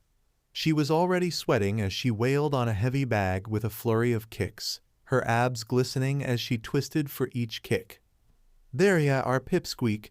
Go get changed, and in the ring, we'll work on the basics," Mr. Oguro said, making his presence known. "And don't worry about sparring with Rumi yet. She'd kill you," he added, misinterpreting Izuku's staring for nerves. After blushing and rushing to the locker rooms and changing into his black gym shorts and a white t-shirt that read tank top, he made his way to the caged ring at the center of the gym. Mr. Oguro was waiting for him wearing black gym shorts and a white tank top. He took a look at Izuku's shirt and squinted. "Ha, we match," he joked, flashing a smirk. Izuku could hear Rumi off to the side give an exasperated ugh. "Down to business. We're going to get you started on boxing and wrestling." Izuku glanced over to Rumi. "Not kickboxing?" he questioned. "Kicks are great and all, but only if they can't be countered," he looked to Rumi. "With her quirk, her body is tailor-made for kicks. You, however, well, just try kicking me," Oguro said, motioning Izuku forward. Izuku went for a high kick, trying to imitate the way he had seen Rumi do, only for Oguro to catch it under his armpit. "See? Now I can do whatever I want with ya," he said, throwing a jab at Izuku's face with his free hand. Danger sense flared as time slowed. Black Whip activated and wrapped itself around Oguro's fist, halting it. "Neat trick, kid, but no quirks during training," Oguro said as he brought his head down and headbutted Izuku before Danger Sense could trigger. Izuku lay on his back, nose bleeding as he stared at the ceiling. Seems Danger Sense and Black Whip aren't impossible to get past. Maybe it has to do with sensory overload like Hickage said, he thought, cell activation already stopping the bleeding. Learning a technique was much easier than he had first thought with the time dilation from Danger Sense. After a grueling training and workout session with Mr. Oguro and rinsing off in the showers, he walked out of the locker room with his bag slung over his shoulder to see Rumi just now finishing her workout and toweling off her sweat while eyeing him. "How do you not look tired?" she asked. "Ah, that's because of my quirk. It heals, gives me more stamina, and cuts down on recovery time, well, part of my quirk at least," she added sheepishly, rubbing the back of his head. "Well, that's cheating." She crossed her arms over her chest. "Is that why you're so jacked?" His face reddened. I guess I can use it on you too if you want. She crossed the distance and was in his face immediately. Yes, I want to be jacked like Maverick. Hurry up, hurry up. Panicking at her proximity, he activated cell activation and evolution simultaneously without noticing. Seeing his glowing hand, she grabbed it in hers. Her ruby eyes glowed with power, and after a few seconds he stopped, and she let go of his hand. Whoa, that felt weird. I feel like I could go for a whole nother workout, she yelled, posing and flexing her arms. After saying his goodbyes, he began walking to the train station. He was walking down an empty street when he felt a similar sensation as Chimera Nana appeared before him. Ah, he screeched in surprise. Oh, calm down, you big baby, Nana said, covering her incorporeal ears. It turns out I still have a fan left, Nana said while posing heroically, her hands on her hips. Wait, you're Maverick? Izuku said, shocked. He had heard of the hero. She was well known in her time. Ha, maybe I have 2 fans left, she said, swelling with pride. The next few days went by similarly. He ate lunch with Himiko on the roof, got his ass handed to him by Oguro after school, and used cell activation on Rumi after each workout. Rumi had been complaining about being starving all the time now and was starting to gain more muscle. It was subtle, but he noticed her muscles becoming more defined over the week.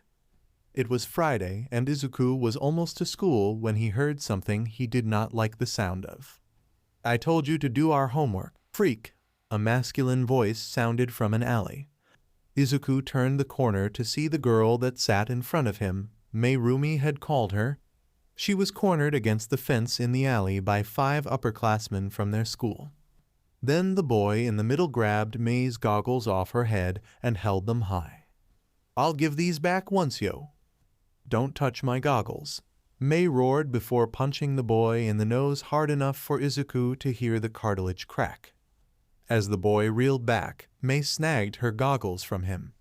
The other 4 boys cornering her rushed forward and began pushing, punching, and kicking at her. May was swinging at anyone that came close enough. It was sloppy technique, but she was obviously stronger than she looked, judging by the sounds of the impacts. Before Izuku could think what he was doing, he was rushing forward, but before he could reach them, a white blur shot past him. Rumi kicked one of the boys in the ribs so hard that Izuku knew the ribs had to have broken, as the boy bounced off the wall of the alley and landed in a heap. Izuku reached the group and began pulling them off May, who was still swinging wildly, despite the number of hits she had taken.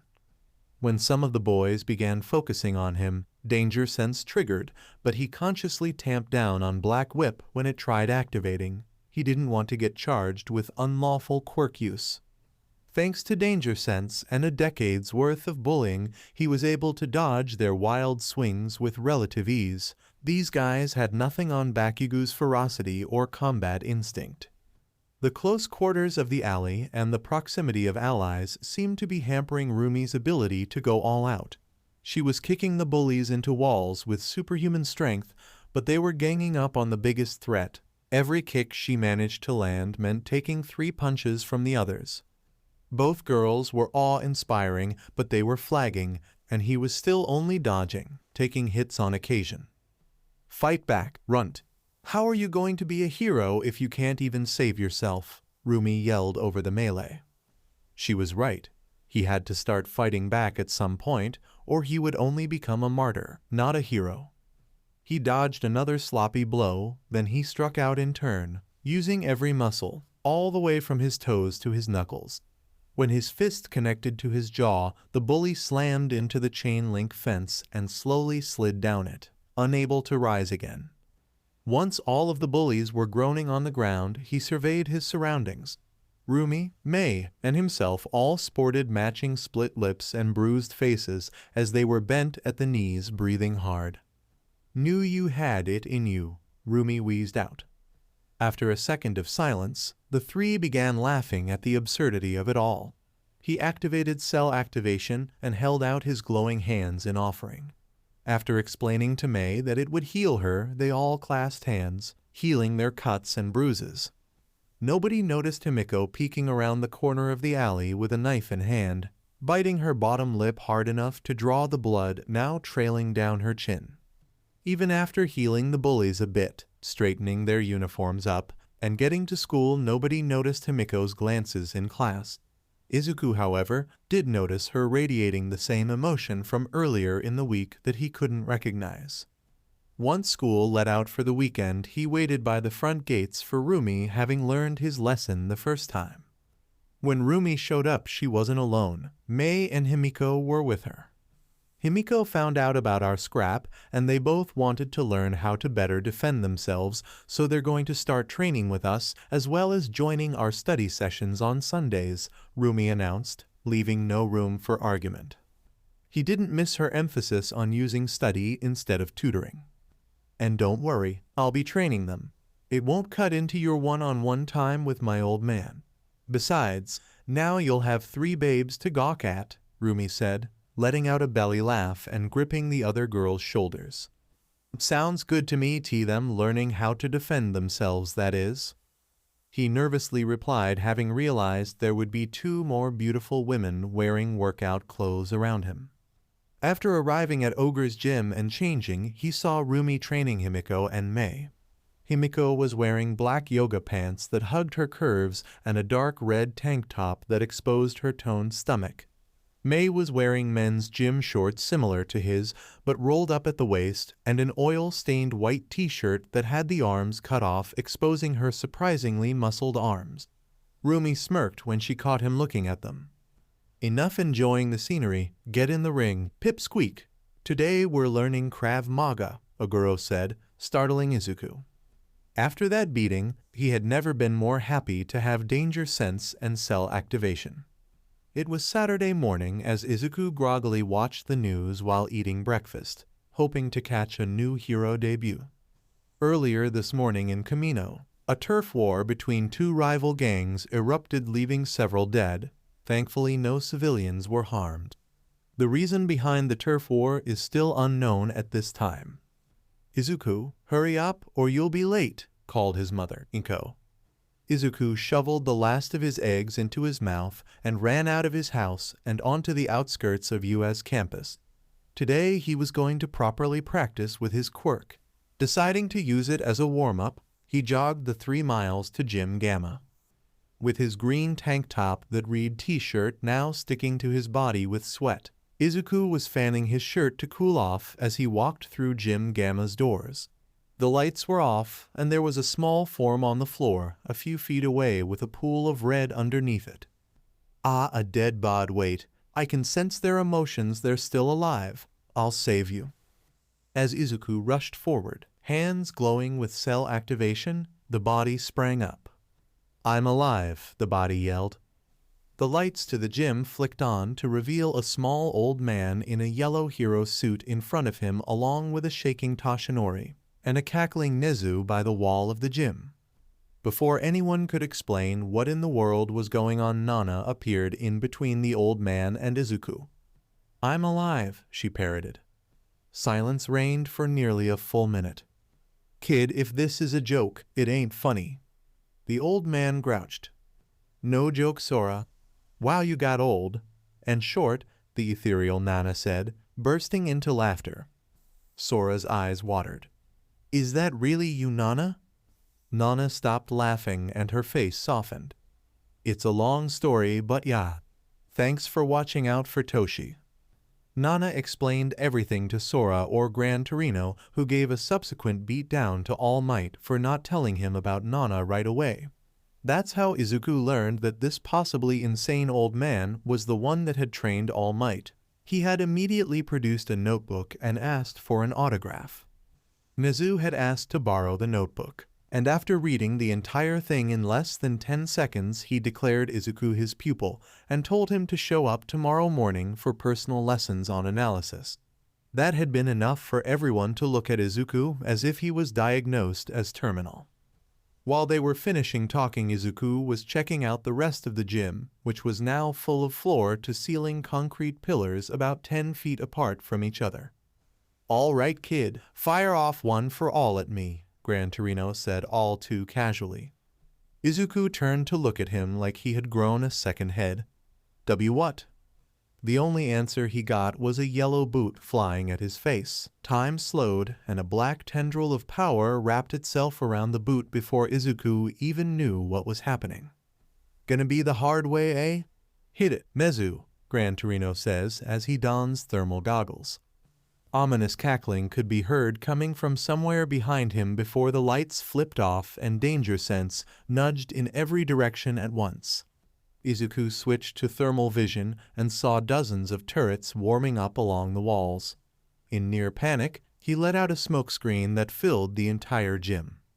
A staccato of gunfire erupted from every direction. Time slowed to a crawl as dozens of tendrils began flailing wildly to intercept as many of the bullets as possible. Pain, but not as much as he was expecting, they're rubber bullets.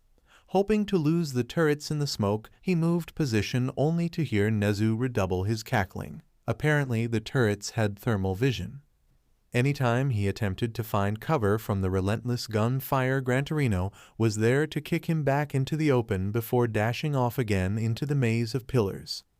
Okay, I need one for all, but I can't use all of it, so maybe just a little. He began channeling Ofa into his arm, green arcs of energy running along it. Preparing to throw a punch where he thought Torino might be, he recalled what Mr. Oguro had said about punching with every muscle from toe to knuckle. That was it. He began channeling Ofa over his entire body, through every muscle. He could feel his muscles and bones straining with the power of it. He turned it down to a level where he couldn't feel cell activation about to engage from the damage. Green energy danced along his skin as if the power itself wished for action. If I had to guess, I would say this is about 5% of my maximum. About time, Zygote, Gran Torino said, rocketing at him. Since the pillars were too close to each other for float, Izuku began jumping from pillar to pillar as Black Whip and Danger Sense were handling any rubber bullets he wasn't able to dodge. He was finally able to focus on Gran Torino as they ricocheted around the gym after each other. Judging by the old man's emotions, he was having the time of his life. The game of cat and mouse went on for what felt like hours, until after a boot to the face, Izuku, in an act of desperation, activated float as he jumped after Gran Torino. He outpaced Torino and finally caught him and deactivated float, rolling to the ground with his prize. After releasing his hold on him, Gran Torino jumped up, took off his goggles and began stretching. Not bad, kid. That was the most fun I've had in years. Izuku was doubled over wheezing. He's not human. Training so many sides of his quirk was exhausting, even with cell activation. Gran Torino began jauntily walking over to where Toshi was clapping with a proud smile and Nezu looked like had just found enlightenment. Water break for 10, then we go again. Izuku was starting to understand why All Might was so scared of the man. It was starting to get dark out by the time Gran Torino called an end to training. Izuku was pretty sure he was about one more run away from dying of exhaustion. They made their way back to Toshi and Nezu. He figured that he could get away with one more quirk activation and stay conscious. Before you go, sir, do you want me to evolve your quirk? Gran Torino backed away from Izuku's outstretched hand. Ha! No! I'm old and it took me forever to get a hold of my quirk the first time. I don't want to be slamming into the ceiling again. No thank you. Is that why he's so short? Izuku clapped his hands over his mouth as he felt his lips move. Nana reappeared and fell to her hands and knees, slapping the floor as she laughed. I love this kid. Torino just gave a long, drawn-out sigh of exasperation. At least let me heal you a bit. It will give you some energy too, he said, hand glowing a faint green. Torino gripped Izuku's hand. Fine, but if I start shooting my quirk out of my ass, I'll kill ya. Izuku choked back a snort. Why, yes, sir. He let go of Torino's hand. I should be getting back home. Thank you everyone for coming. I'll see you in the morning, Nezu, Izuku said and trudged home. Sunday afternoon, after Nezu's lessons in analysis, or as he called them, lightning rounds, Izuku made his way to Ogre's gym to meet up with Rumi, Mei, and Himiko to study for school. He was wearing tan cargo shorts and a black t-shirt that read thinking cap in yellow lettering. He had no idea what a study session among friends was supposed to look like, but he was excited regardless. He actually had friends to study with now. On his way to the gym, he grabbed some drinks and snacks for everyone at a local convenience store. You were supposed to bring snacks, right? Izuku walked into the gym to see Rumi wearing gray yoga pants and a black tank top, flexing in different poses as Himiko and Mei clapped and cheered. Himiko had her hair up in messy buns and was wearing a baggy black hoodie and a dark red skirt with black thigh-high socks. Mei was wearing navy blue mechanics coveralls rolled down to her waist, exposing her black tank top. Mei and Himiko were radiating the same emotion his moms did when they looked at each other, attraction. Good for them, he thought with a small smile. As Rumi was flexing her new muscles, he wondered how she had packed on so much in just a week, even with his quirk's help. She was incredibly athletic to begin with, but now, however, she was jacked as she had put it. Her shoulders were pronounced and clearly defined, her biceps and triceps bulged as she flexed, and her six-pack could be seen straining through her tight tank top, and her legs looked like she could squat a car. She was giving him her trademark grin. She caught him staring again. She was also giving off the same unrecognizable emotion he had sensed from Himiko earlier in the week. See something yell like Izuku?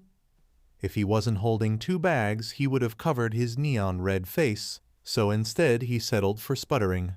I be brought us snacks. Oh, relax, I don't mind you looking. Got to say though, when you said your quirk helped build muscle, I didn't think it would help me gain 50 pounds in a week. It's weird. I should be even bigger, but I think I just got more dense. She paused a moment, then pointed a finger at him. If you laugh, I'll kick you. 50 pounds? Even with cell activation, that seems like too much to be possible. He scrunched his eyebrows together in thought. Do you not realize that you evolved her quirk? Nana's distinctive voice said in his head. Izuku almost dropped the bags of snacks in surprise. I did? Wait, you can talk in my head? Do, was the only response he got. I think I evolved your quirk by accident. Please tell anyone, he scrambled out. All 3 girls let out a collective what? Confusion crossed Himiko's face. So your quirk can let you sense people's emotions, heal, and evolve quirks? She asked incredulously. Mei grabbed him by the shoulders and shook him. What am I feeling right now? It was that same unrecognizable feeling again. He just shrugged his shoulders, face red from her proximity. I don't know either, sorry. Rumi looked at Himiko with a raised eyebrow. How do you know he can heal? Himiko's eyes widened slightly at her mistake, and Izuku sensed her nerves. I saw you guys fighting in the alley. I wanted to help, but I was scared. But Izuku, how can your quirk do so much? Izuku could sense she was lying about being scared. But why lie about that? Izuku extricated himself from Mei's shaking and set his bags down. You know dual quirks? Well, it's kind of like that, but instead of having 2 sides, my stockpiler manifests its energy in 8 sides. What the? Dang, Izuku. I'll make all your babies. Everyone save for Rumi looked at Mei in shock at her forwardness. Relax, she means support gear, I think, Rumi said with a shrug. Himiko raised an eyebrow. You said 8, what are the other 5? Izuku sighed. A strength enhancement I call full cowl, flight, but I like to call it float. Prehensile tendrils I call blackwhip. A smokescreen that comes with thermal vision that I call smokescreen, and the ability to sense potential threats that also increases my perception of time that I call danger sense. Show me everything, Mei yelled as she shook him by his shoulders again. Rumi apparently saw his reluctance. This gym is licensed as a quirk gym, so don't worry about public usage. Oh, okay, here goes. Mei backed up as he gently lifted off the floor, tendrils lazily extending from his palms, green arcs of energy running over his skin, and finally giving off a small puff of smoke that covered his body. "How many fingers am I holding up?" came Rumi's voice. He didn't need to see her to know she was smirking. Switching to thermal vision, he could see her flipping him off. "One," he deadpanned. Deactivating his quirk, he dropped back to the ground as the smoke cleared. Wanting to move on from himself, he turned to Himiko. "Himiko, you have a dual quirk, right? Some kind of minor cat mutation and your transform." She looked a bit surprised, actually. "I do?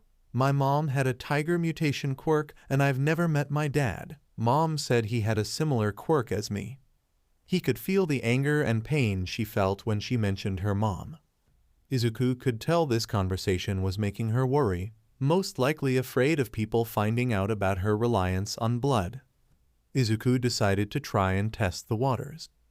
"What do you guys think about blood quirks? They're pretty rare, and they have a certain stigma to them.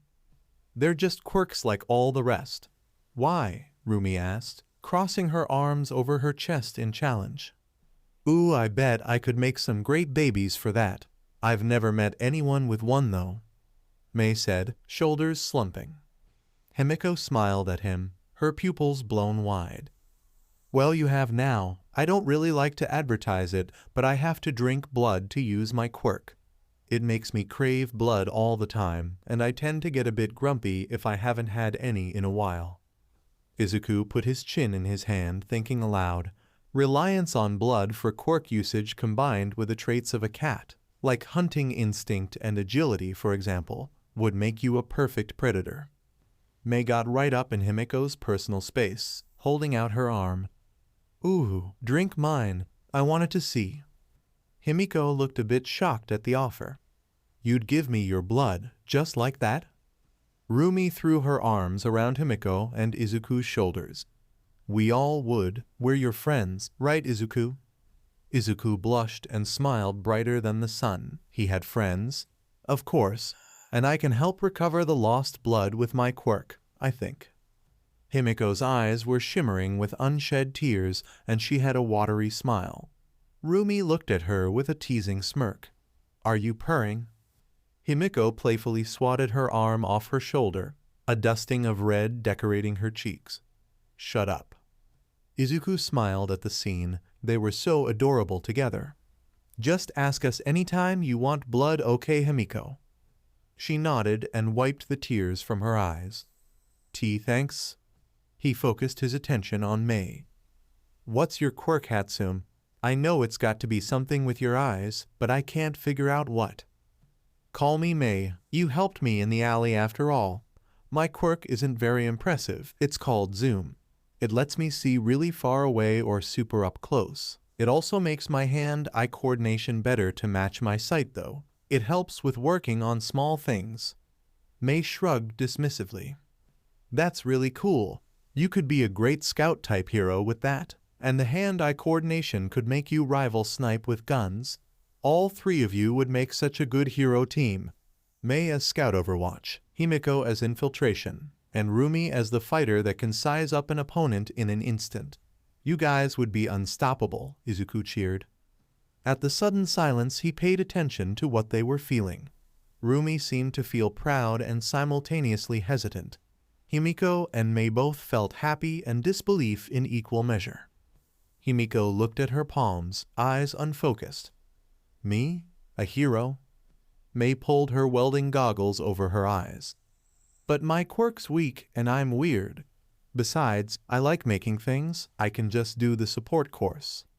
Rumi was looking down at her clenched fist with a far-off look in her eyes. "I have to be strong on my own. I can't be weak again," she said as her ears slumped down. In frustration, Izuku subconsciously summoned Full Cowl and stomped the floor, leaving a shoe print in the concrete. "Yes, Himiko, you would make an amazing hero. Mei, your quirk isn't weak and you're not weird. You just think differently, and that's my favorite thing about you. You could always just double major and become a support-type hero like Power Loader. Rumi, you are already one of the strongest people I know, and if getting help makes you weak, then I'm the weakest of them all. You're all the most amazing people I've ever met and my first real friends, so don't talk like that. May had pushed her goggles back up to reveal watery eyes. Everyone was staring at him now, stunned at his outburst. Sorry, I didn't mean to yell, Izuku said, closing his eyes, waiting for the inevitable backlash. Izuku suddenly felt several pairs of hands pull him into a hug. He opened his eyes to see all three girls pushed up against him. His face warmed to the point he was sure they could feel the heat. Thanks, Izuku. Thanks, Runt. You're allowed to touch my goggles. How did you not have friends before us? Does it have something to do with your quirk coming in late? Rumi asked as she squeezed a little harder. Izuku looked away from her questioning gaze. Why, yeah, I was misdiagnosed as quirkless and well, have you heard of Aldera? That Quirkus school district that got shut down? You mean you went there? Mutation hate is bad enough. I can't imagine what you went through, Rumi said as she pulled him in closer. It was that blonde asshole from 10 years ago, wasn't it? Himiko asked, voice dangerously low. Tears came unbidden to his eyes as he nodded. Who? May asked, starting to get lost. Himiko snarled as her eyes narrowed. A bully. Izuku and I went to the same elementary school, and the day my quirk came in, this blonde asshole called me a villain and tried to attack me, but Izuku saved me. He's been bullying you all this time, hasn't he? Another nod. Ima cut him. I'll kick the shit out of him. I'll blow him up. He wasn't sure if he should be worried or thankful that empathy registered all those as truth. Thanks. He pulled himself from the hug. Can I evolve your quirks? He asked, extending two glowing hands to May and Himiko. They both smiled and each took a hand. Two sets of yellow eyes glowed with power. May began looking all over the room, her eyes changing from yellow to red to black to green. Ooh, I can see in thermal, X-ray, and night vision. I'm going to make so many babies. She pulled him into a crushing hug, lifting him off his feet. Thanks, Izuku. Rumi held out her arm to Himiko. You need blood, right? Go ahead. Himiko's smile was full of teeth as she took the offered arm. I can make my saliva produce an anesthetic, so this shouldn't hurt, and don't worry about diseases. My quirk takes care of that. She let her chin-length tongue out of her mouth and licked a spot on Rumi's forearm before biting down. After a few seconds, Himiko unattached and licked off the remaining blood before smiling up at Rumi. Izuku moved closer and brushed a glowing hand over the bite, healing it. Himiko stepped back as gray sludge began covering her. The sludge solidified into a mirrored Rumi wearing Himiko's clothes. The new Rumi squatted down and jumped all the way up to the vaulted ceiling with little effort and brushed her fingers across it. Izuku had to look away to avoid seeing under her skirt. She landed and hugged the other Rumi tightly. I can use other people's quirks now. You're so strong, Rumi. She pulled back and ran her hands all over her new body. And hot. Gray goop began falling off of her to reveal Himiko again. She glomped onto Izuku. Thanks, Izuku. He felt something sharp poking where her fingers were. Oh. She let go and looked at her hands to reveal pointed black nails where short unpainted nails had been. I have claws now. She bent down, claws extending to 2 inches, and dragged them along the concrete, claws cutting through it like warm butter. I'm glad you're happy, but we should probably study. After a collective groan, they went up to Rumi's room to study. Her room was fairly large. It had a beat-up leather couch, an old TV, different types of weights in a corner, along with a human-shaped boxing bag, a microwave, mini fridge, kettle, and a lot of Nana's merch. Girls got taste. Nana said inside his head. He could hear her smirking. Wow, this is basically an apartment. It's so nice, Himiko said, surprised. It was big, but small even compared to the smaller apartments, and it definitely wasn't very fancy. Something about how surprised Himiko was acting bothered him. Is it bigger than where you live with your mom? Himiko shrugged. I don't live with my mom anymore, I actually live with my grandma. Our place is about the same size. He could tell she was lying about living with her grandma, but telling the truth about not living with her mom, which was concerning. Himiko, I'm an empath. You can't lie to me, remember? You don't have to tell me everything if you don't want to, but please answer me this. Are you safe where you're living? Himiko's eyes widened, not expecting to be caught. I'm safe where I'm living, she said, careful of her wording. Rumi put a hand on her shoulder. Come to us if that changes. Ya, Mei yelled, throwing a fist into the air. Izuku gave her a megawatt smile. Good, I don't want to lose you again. After a few hours of studying, they decided to watch a movie before everyone went home. Himiko wanted to watch a horror movie, Mei wanted sci-fi, while Rumi wanted anything with fighting. Izuku didn't mind either way, but found an old gory sci-fi called Aliens, which seemed to satisfy everyone. Izuku was sitting on the far left of the couch next to Himiko, and Rumi was sitting on the opposite end next to Mei. Partway through the movie, while they were eating the snacks that Izuku had brought, Himiko turned to him, apprehension rolling off of her. Can I have some blood? She asked with a blush dusting her cheeks. He smiled at her reticence. Of course. Her pupils blew wide until they were only black rimmed with yellow. Thanks, Izuku. Tap me if you get lightheaded. He was about to offer her his arm like Rumi had when he felt a tongue graze his neck just above his clavicle. Then he felt soft lips and heard the faint sound.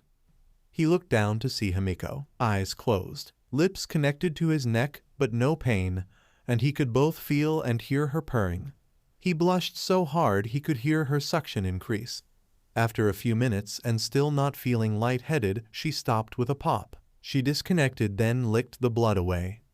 The 4 fang marks healed over almost immediately, leaving a scar that would fade. She looked up at him with ecstasy written on her features, a wide fanged smile, and blood on her lips. My hero, she said sleepily. She closed her eyes once more and rested her head on his shoulder before resuming purring as she fell asleep. After a minute of fighting down his blush and something, he looked over to where Rumi and Mei were to see if they had seen the whole thing.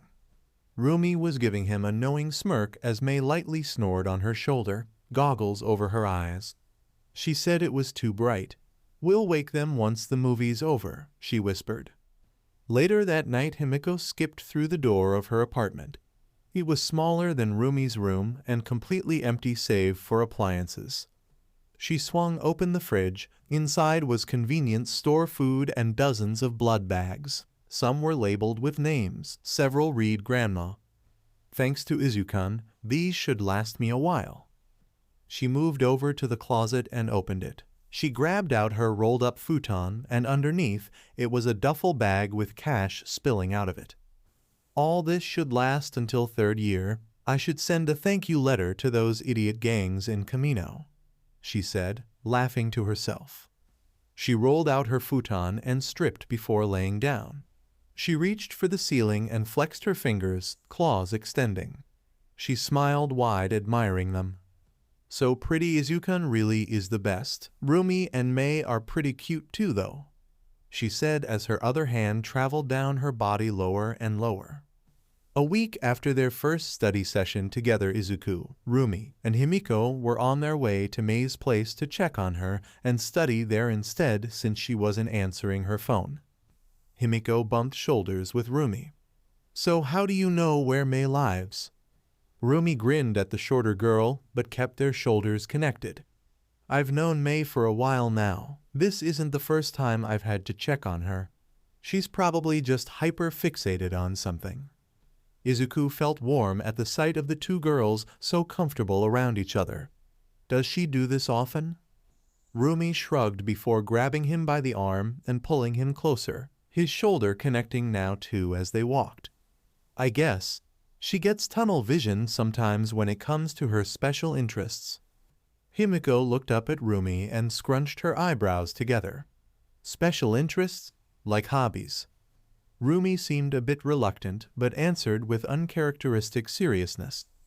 Kind of. It's not my place to say, but May trusts you too, so I'll tell you. May is on the autism spectrum. A special interest is like a hobby, but it's more than that, it's a passion. Like you said before, Izuku, she has a different way of thinking, but that's not all.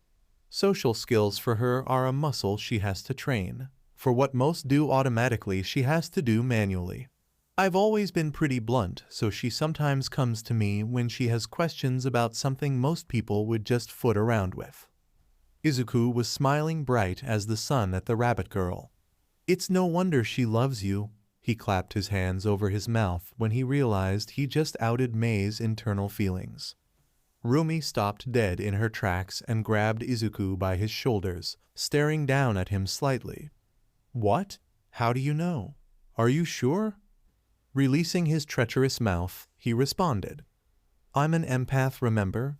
When she looks at you, I can feel your mutual attraction. Rumi yanked him into a crushing hug. Thank you. Lately she's been asking me about a warm feeling that she's never had before, but I didn't want to just tell her that she's attracted to me. Himiko shimmied her way into the hug. Why not? Rumi extended her arm to include Himiko too. Because what if I was wrong? She trusts me and would just believe me. I don't have an empath quirk. What if I told her that I loved her and that she loved me back, but I was wrong? Himiko began purring and nuzzled her head into Rumi. Ya know, for how tough you are, you're quite the softie. Rumi pulled herself from the hug and pointed accusingly at Himiko. If you tell anyone, I'll scissor lock your head next time we spar. Lucky, Izuku thought as he focused all his willpower on not blushing. Himiko grinned full of teeth. Don't threaten me with a good time. Rumi blushed enough for it to actually be seen through her tan skin and sputtered, come on, as she began walking again, this time at a faster pace. Himiko giggled and looped her arm around Izuku's as they followed. They caught up to Rumi as she was knocking on the door of a house that didn't stand out from the others surrounding it except for the loud noises coming from behind it. The door swung open to reveal a woman that looked incredibly similar to May, just older and with red dreadlocks instead of pink that were tied into a braid that hung over her shoulder. The woman hugged Rumi immediately, then held her by the shoulders. Rumi dear, come to check on my little gremlin, she said affectionately. Hi, Miss Hatsum. Yeah, we were supposed to have a study session, but we couldn't reach her, so we decided to bring it to her. Hatsum looked past Rumi and noticed Himiko and Izuku. Oh, you must be Izuku and Himiko then. My May told me so much about you already. I'm so glad she has such good friends now. She elbowed Rumi in the ribs and waggled her eyebrows. Maybe more than friends? We're going to go find May now, Rumi said as she headed into the house as Miss Hatsum cackled in a very May-like fashion. The three made their way through the house and into the backyard where a large workshop was. A cacophony of sounds could be heard coming from the structure. Rumi approached the large steel doors with Izuku and Himiko on either side. Danger sense triggered, and before Izuku could react, the metal door blew open in an explosion of smoke. All three were knocked bodily to the ground. There was something soft on top of them. You're all here. Why are you here? Ooh, you're comfy. May all but screamed in their collective faces. Rumi groaned and held her hands over her ears. Ouch. Hi, May. We came to study with you. As they all untangled themselves from the heap, Izuku noticed the bags under May's eyes. May, when was the last time you slept? May grinned maniacally and put her hands on her hips. Thursday. Rumi ran a hand down her face. May, it's Sunday. May didn't drop her grin or pose. Oh. Himiko spoke up with a raised eyebrow. What have you been doing? May's eyes glittered. Making babies. Double majoring in support and heroics means I'll get to field test my own babies. I'm making the prototypes for my hero gear. Izuku's eyes glittered to match. Show me, show me. May looked at him with that same unrecognizable emotion as she snatched his hand and dragged him into the workshop. On the workbench was what looked like the beginnings of a suit of armor with a metal backpack attached to it, a wetsuit that seemed to have musculature, and some kind of long rifle. They aren't anywhere near done, but this is going to end up being power armor, a fibro muscle layer, and a sniper rifle, Mei said while flailing her arms wildly. Izuku was amazed. She had made so much progress in only a few days. Wow, Mei, you're amazing. They look kind of familiar though, he said, rubbing his chin. I based them off some Warhammer 40K models that me and my dad used to build together before he died, Mei said, trailing off as tears filled her eyes. Rumi was there wrapping the pinkette into a hug immediately. It's okay, Mei, you're all right. He would be so proud of you. Mei sniffled. I know, I just wish he was here to build with me again. Himiko grabbed Izuku and together they wrapped Mei up in between all three of them. We'll build with you, just tell us what to do, Himiko said. Mei smiled warmly with her eyes closed. I feel so warm. So with studying forgotten, they helped Mei build until she had finally succumbed to sleep. After Rumi placed the girl in her bed, Izuku used cell activation on Mei's sleeping form to restore her energy until the bags under eyes were gone. It was Friday morning and Himiko was just about ready to leave for school when someone knocked on her front door. Not even Izuku knows where I live, maybe someone from the school. Her thoughts were cut off when her door was kicked off its hinges. A group of men began rushing into the apartment, with the largest in front. Himiko smiled, showing off her fangs as she reached beneath her skirt. Before the large man in the front with a basic super-strength quirk could even notice her, she threw a knife into his foot, pinning it to the floor. The man yelled out in pain when his foot didn't continue forward with him and tripped onto his face. Himiko began throwing knives at the other 5 intruders as they filed in through the open door, hitting them in their knees or feet. Himiko threw her last knife at the first man's other foot as he was beginning to stand again, then disappeared from sight. After several shouts of alarm, she reappeared behind the last to file into her apartment. She slashed at the back of his knees with her fully drawn claws. With the tendons now severed, the man fell to the ground like a sack of screaming potatoes. You came to play, so let's play, she giggled at the 4 men who were still able to stand. Himiko didn't show up to school and nobody could get a hold of her. Realizing nobody actually knew where she lived, they decided to wait at the gym to see if she showed up for training. Izuku, Rumi, and Mei all sat around in tense silence, hoping that Himiko would show up when the front door chimed. They all snapped their heads up to see Himiko in the doorway wearing her school uniform. Her uniform was shredded and barely holding together. It was soaked in blood as she leaned heavily against the door frame. I didn't know where else to go. Himiko struggled out between gasps of pain. As Himiko began sliding down the door frame, Izuku subconsciously activated float and full cowl and shot through the air in time to catch her before she fell. He knelt with Himiko's bleeding form in his arms as his hands began glowing, slowly closing her wounds. There were so many. Himiko reached up and placed a bloody hand on his cheek. My hero. She breathed out before losing consciousness. What happened? Rumi yelled at his side. He hadn't even noticed that she was right next to him. Mei had her goggles down and was latched onto Rumi like a lifeline. An ambulance is on its way, Mr. Oguro said as he knelt next to Izuku and checked over Himiko's wounds. Not all of this blood is hers. Izuku, Mei, and Rumi were gathered around Himiko's hospital bed waiting for her to wake, while Mr. Oguro called Mei's mom and Izuku's moms. They had told the doctor that they were her family. She didn't seem to buy it, but let them stay anyway. Himiko woke up with 3 sets of hands on her. Where am I? She groaned. Izuku, with hands still glowing from cell activation, spoke. The hospital. You showed up to the gym covered in blood and passed out. What happened? Izuku could sense fear coming off her, so he continued. I know you're scared, but we won't abandon you, no matter what. We care about you. Yeah, Mei cheered as she lowered her head onto Himiko's thigh.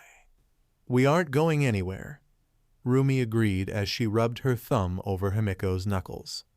Himiko's eyes watered and her lips quivered, but before she could say anything the door opened and a black-haired man in a trench coat and a police officer with a cat mutation quirk walked inside and locked the door behind them.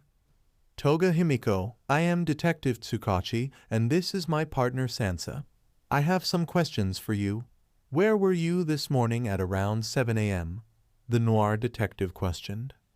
Himiko narrowed her eyes to slits as her claws extended. Sansa's fur stood on end in the presence of a predator. He and the detective began slowly reaching for their pistols. But before anything could happen, ominous music began blaring over the hospital's PAW system. The detective looked up in confusion.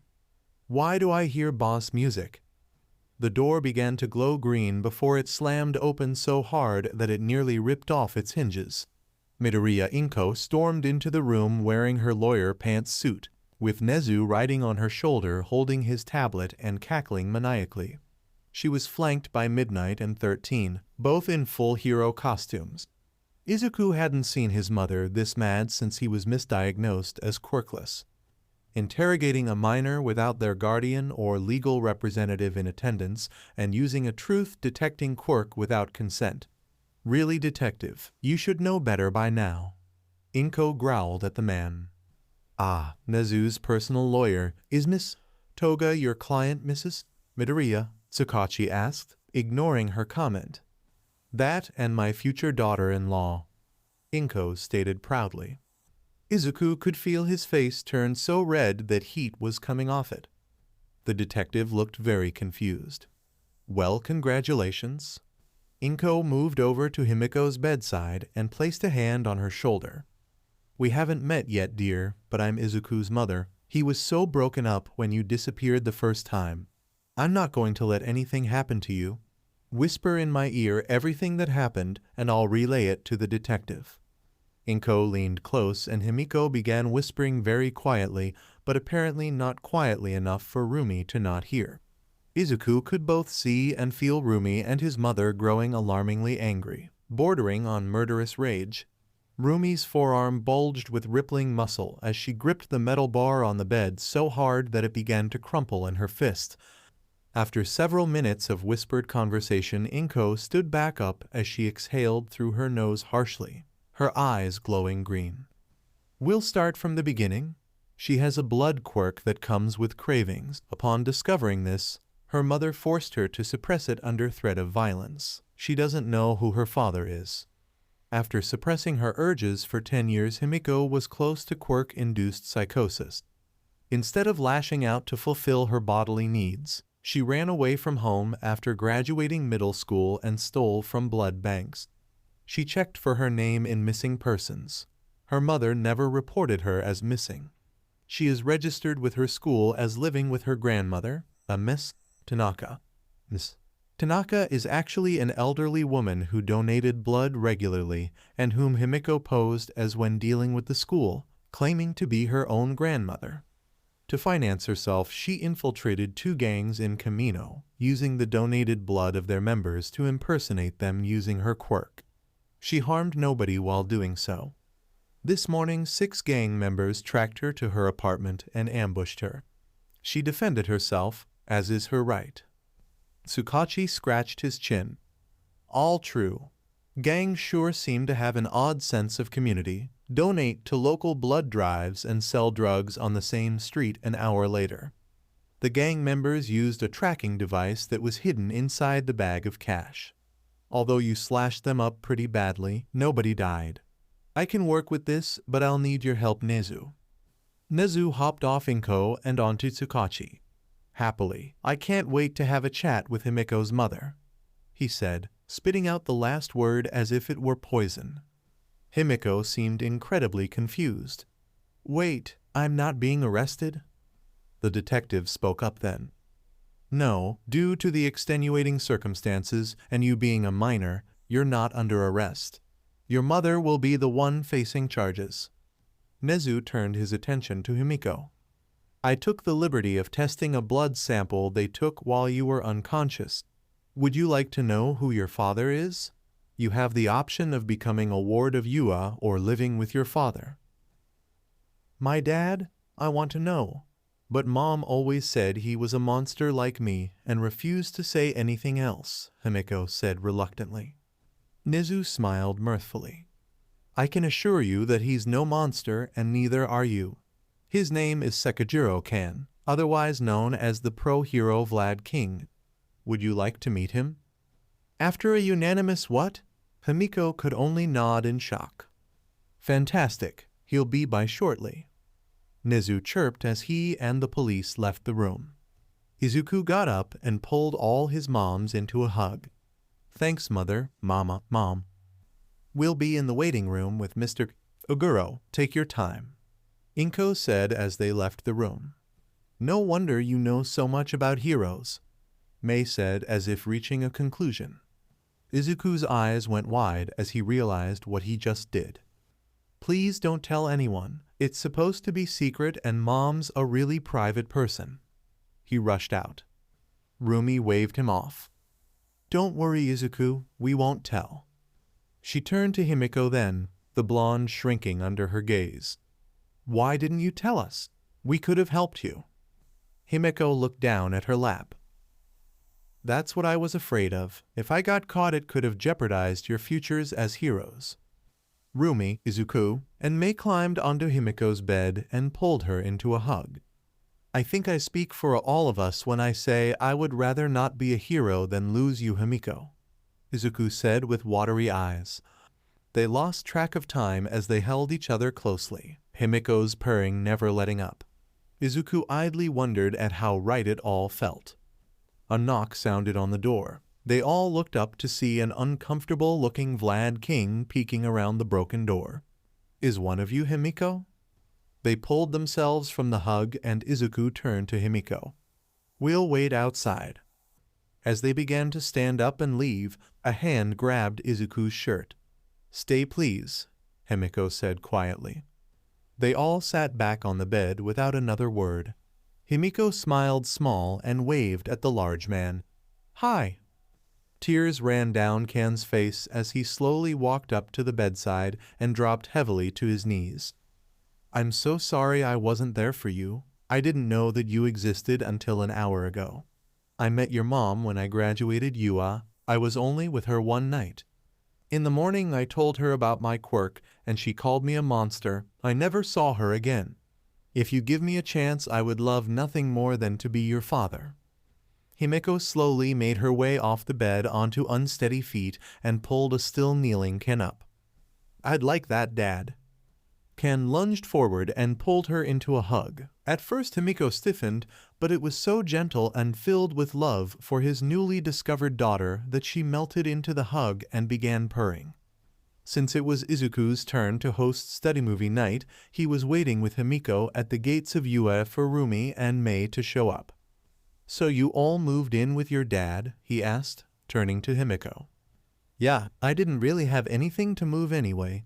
When Dad saw my place and how empty it was, I thought he was going to kill my landlord. Himiko giggled at the memory. Izuku's face fell. I'm sorry, Himiko. I should have. Himiko cut him off before he could continue his apology. I didn't tell you because I didn't want to tell you. You have nothing to apologize for, she said as she leaned her head onto his shoulder.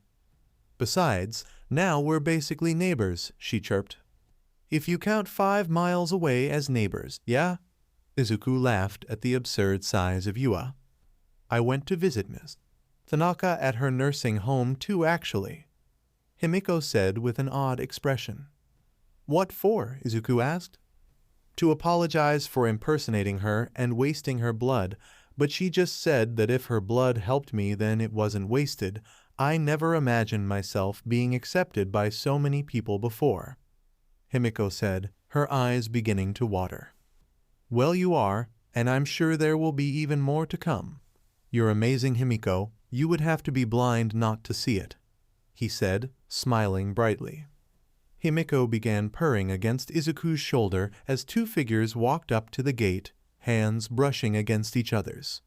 They're here, Himiko whisper shouted. Izuku smiled at the two "hey girls."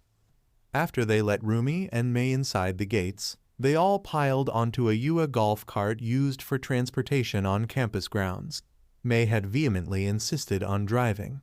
Other than Mei's maniacal laughter and a few close calls with pedestrians, it wasn't too bad. Once they made it to Izuku's house in one piece, they went to Izuku's room to begin studying. His room was full of hero merchandise, predominantly All Might. Once they were done, Rumi and Himiko began speaking at the same time. "We need to talk," they both said in unison. They looked at each other in surprise and seemed to have a conversation with their eyes before nodding. Rumi looked at Izuku. "It's hard to believe that you can have an empathy quirk and still be so dense, though I guess it's not entirely your fault. You can sense Mei and I's attraction for each other, but can't sense it when it's directed at you." "Directed at me? What are you?" Izuku began. "Is this about that warm feeling I get when I'm with all of you?" Mei screeched. Izuku scrunched up his eyebrows. "All of us? I really am dense. I thought you all loved each other, not me too. I couldn't recognize it because it was actually being directed at me for a change." "You pee," Himiko said, popping the pea. She climbed onto Izuku's lap and cupped his cheek. "I've loved you forever, Izukun. You've always seen me for who I really am." She held Izuku's head in both hands as she slowly pulled him into a kiss. It was a chaste kiss, but Izuku blushed enough to resemble a strawberry. After a moment's hesitation, he returned the kiss and held her closer, one hand moving to her lower back and the other to the nape of her neck. Himiko but lightly at his lower lip with a fang, a drop of blood. She purred at the combined taste of Izuku's lips and blood. After a minute, Himiko broke the kiss, and she turned her focus to Mei and Rumi. "I haven't known either of you very long, but you both became such big parts of my life and accepted me too. I love both of you too."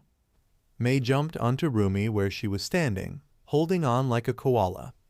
"I love you." She whipped her head over to Himiko and Izuku, eyes manic. "I love all of you." Rumi held onto her passenger with little effort. She looked down at Mei's manic face. "I've loved you for a while now, Mei. I'm sorry it took me this long to tell you."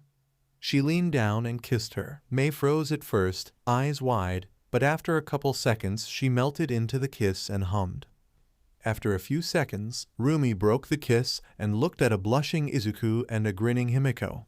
"I love all of you." Izuku couldn't believe what was happening. Was he asleep? The three most amazing women he'd ever met just confessed to him. He realized they were waiting for him to say something. Now that Izuku could recognize the feeling, it was almost overwhelming how much love he could feel coming from the three girls. It seemed to resonate and build with each passing moment. "Himiko, I've thought about you every day for 10 years. Falling in love with you was the easiest thing I've ever done. It just felt so natural. You're so strong despite what you've been through. You know what you want and you go for it. Rumi, I love how blunt and protective you are of those you care about. You live your life with no regrets and I love you for that. Mei, I love your energy and passion, and you are one of the smartest people I've ever met. I love you. If you'll have me and you're all open to it, would you all become my and each other's girlfriends?" "Like your mom's?" Rumi asked. "Yeah, it's called polyamory. There are a lot of versions of it, and each relationship within a polycule is different, but that's what makes it special. I would like us to all be dating each other. But before you answer, I have something to tell you that might affect your decision. But you have to promise to keep it a secret first," he explained. After they all promised and empathy registered all answers as truth, he told them the story of One for All for One, and how he came to have the quirk. "That's a lot to take in, but I won't let you bear the world on your shoulders alone. I'm with you all the way," Himiko said resolutely. "This is a fight you won't fight alone. I won't let you runt," Rumi said with her trademark smirk. "With my babies, we'll be unstoppable," Mei cheered, still clinging to Rumi. Thank you," Izuku said with a watery smile. "Now on to our answers," Himiko said excitedly. I don't know how to be in a relationship, but as long as you're patient with me and we can take it slow, I want to try," Mei said from her perch on Rumi. "We can go as slow as you want, Mei, and I'm obviously in," Rumi said as she carried Mei over to the couch and sat down next to Izuku with Mei now in her lap. Though it was more accurate to say that she flopped onto the couch. At the questioning looks from the others, Rumi explained with a sigh. "It's a rabbit thing. It means I trust you and that I'm content."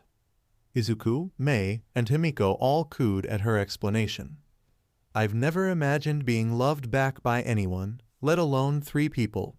I'm all for it," Himiko said as she leaned into Mei. Mei turned to the blonde and pulled her into a small kiss while Himiko ran her hands through Mei's hair and purred. "Ooh, oh, that feels nice," Mei said after they broke apart. Himiko guided Mei off of Rumi's lap and onto Izuku's before plopping onto Rumi's. The two pulled each other into a deep, searing kiss with tongues fighting for dominance. Himiko rubbed the base of one of Rumi's long ears with one hand, causing a moan to escape the rabbit girl's mouth and her foot to begin tapping against the ground. Himiko purred at the reaction. Himiko came up for air first. "Did you like that?" Rumi blushed. "I can't help it any more than you can help your purring," she teased back as her nose scrunched. Izuku and Mei were both watching with red faces.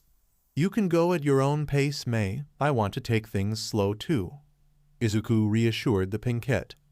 Mei turned to look down at Izuku with love radiating off of her. "Thanks, Izuku." She leaned down slowly and gave him a quick chaste kiss as he cupped her cheek, her leaning into the contact. Perfect," she cooed. Izuku looked over to Rumi, who was looking at him too. She leaned closer and Izuku met her halfway. Their lips met roughly, though still chaste. A creak from his bedroom door caused Rumi to whip her head to the noise, followed by everyone else. Peeking through the doorway were all 3 of Izuku's moms with tears in their eyes. "Oh no," Izuku whispered in horror. "We're going to have so many grandbabies," Inko and Nimuri shouted in unison as Anan wore an apologetic expression. Thank you for joining us on this incredible journey through What If Deku Had Ability to Forcibly Evolve Quirks. I hope you found it as intriguing and thought-provoking as we did. A big shout out to Fanficton for crafting such a compelling story. Don't forget to check out their profile on Archive of Our Own for more amazing works. The link is in the description below. If you liked this video, please give it a thumbs up, share it with your friends, and don't forget to subscribe to What If Deku 2 for more fascinating explorations into the world of fanfiction and fantasy. Your support helps us create more content like this, and we're always excited to hear your thoughts and suggestions in the comments section. See you guys in the next video.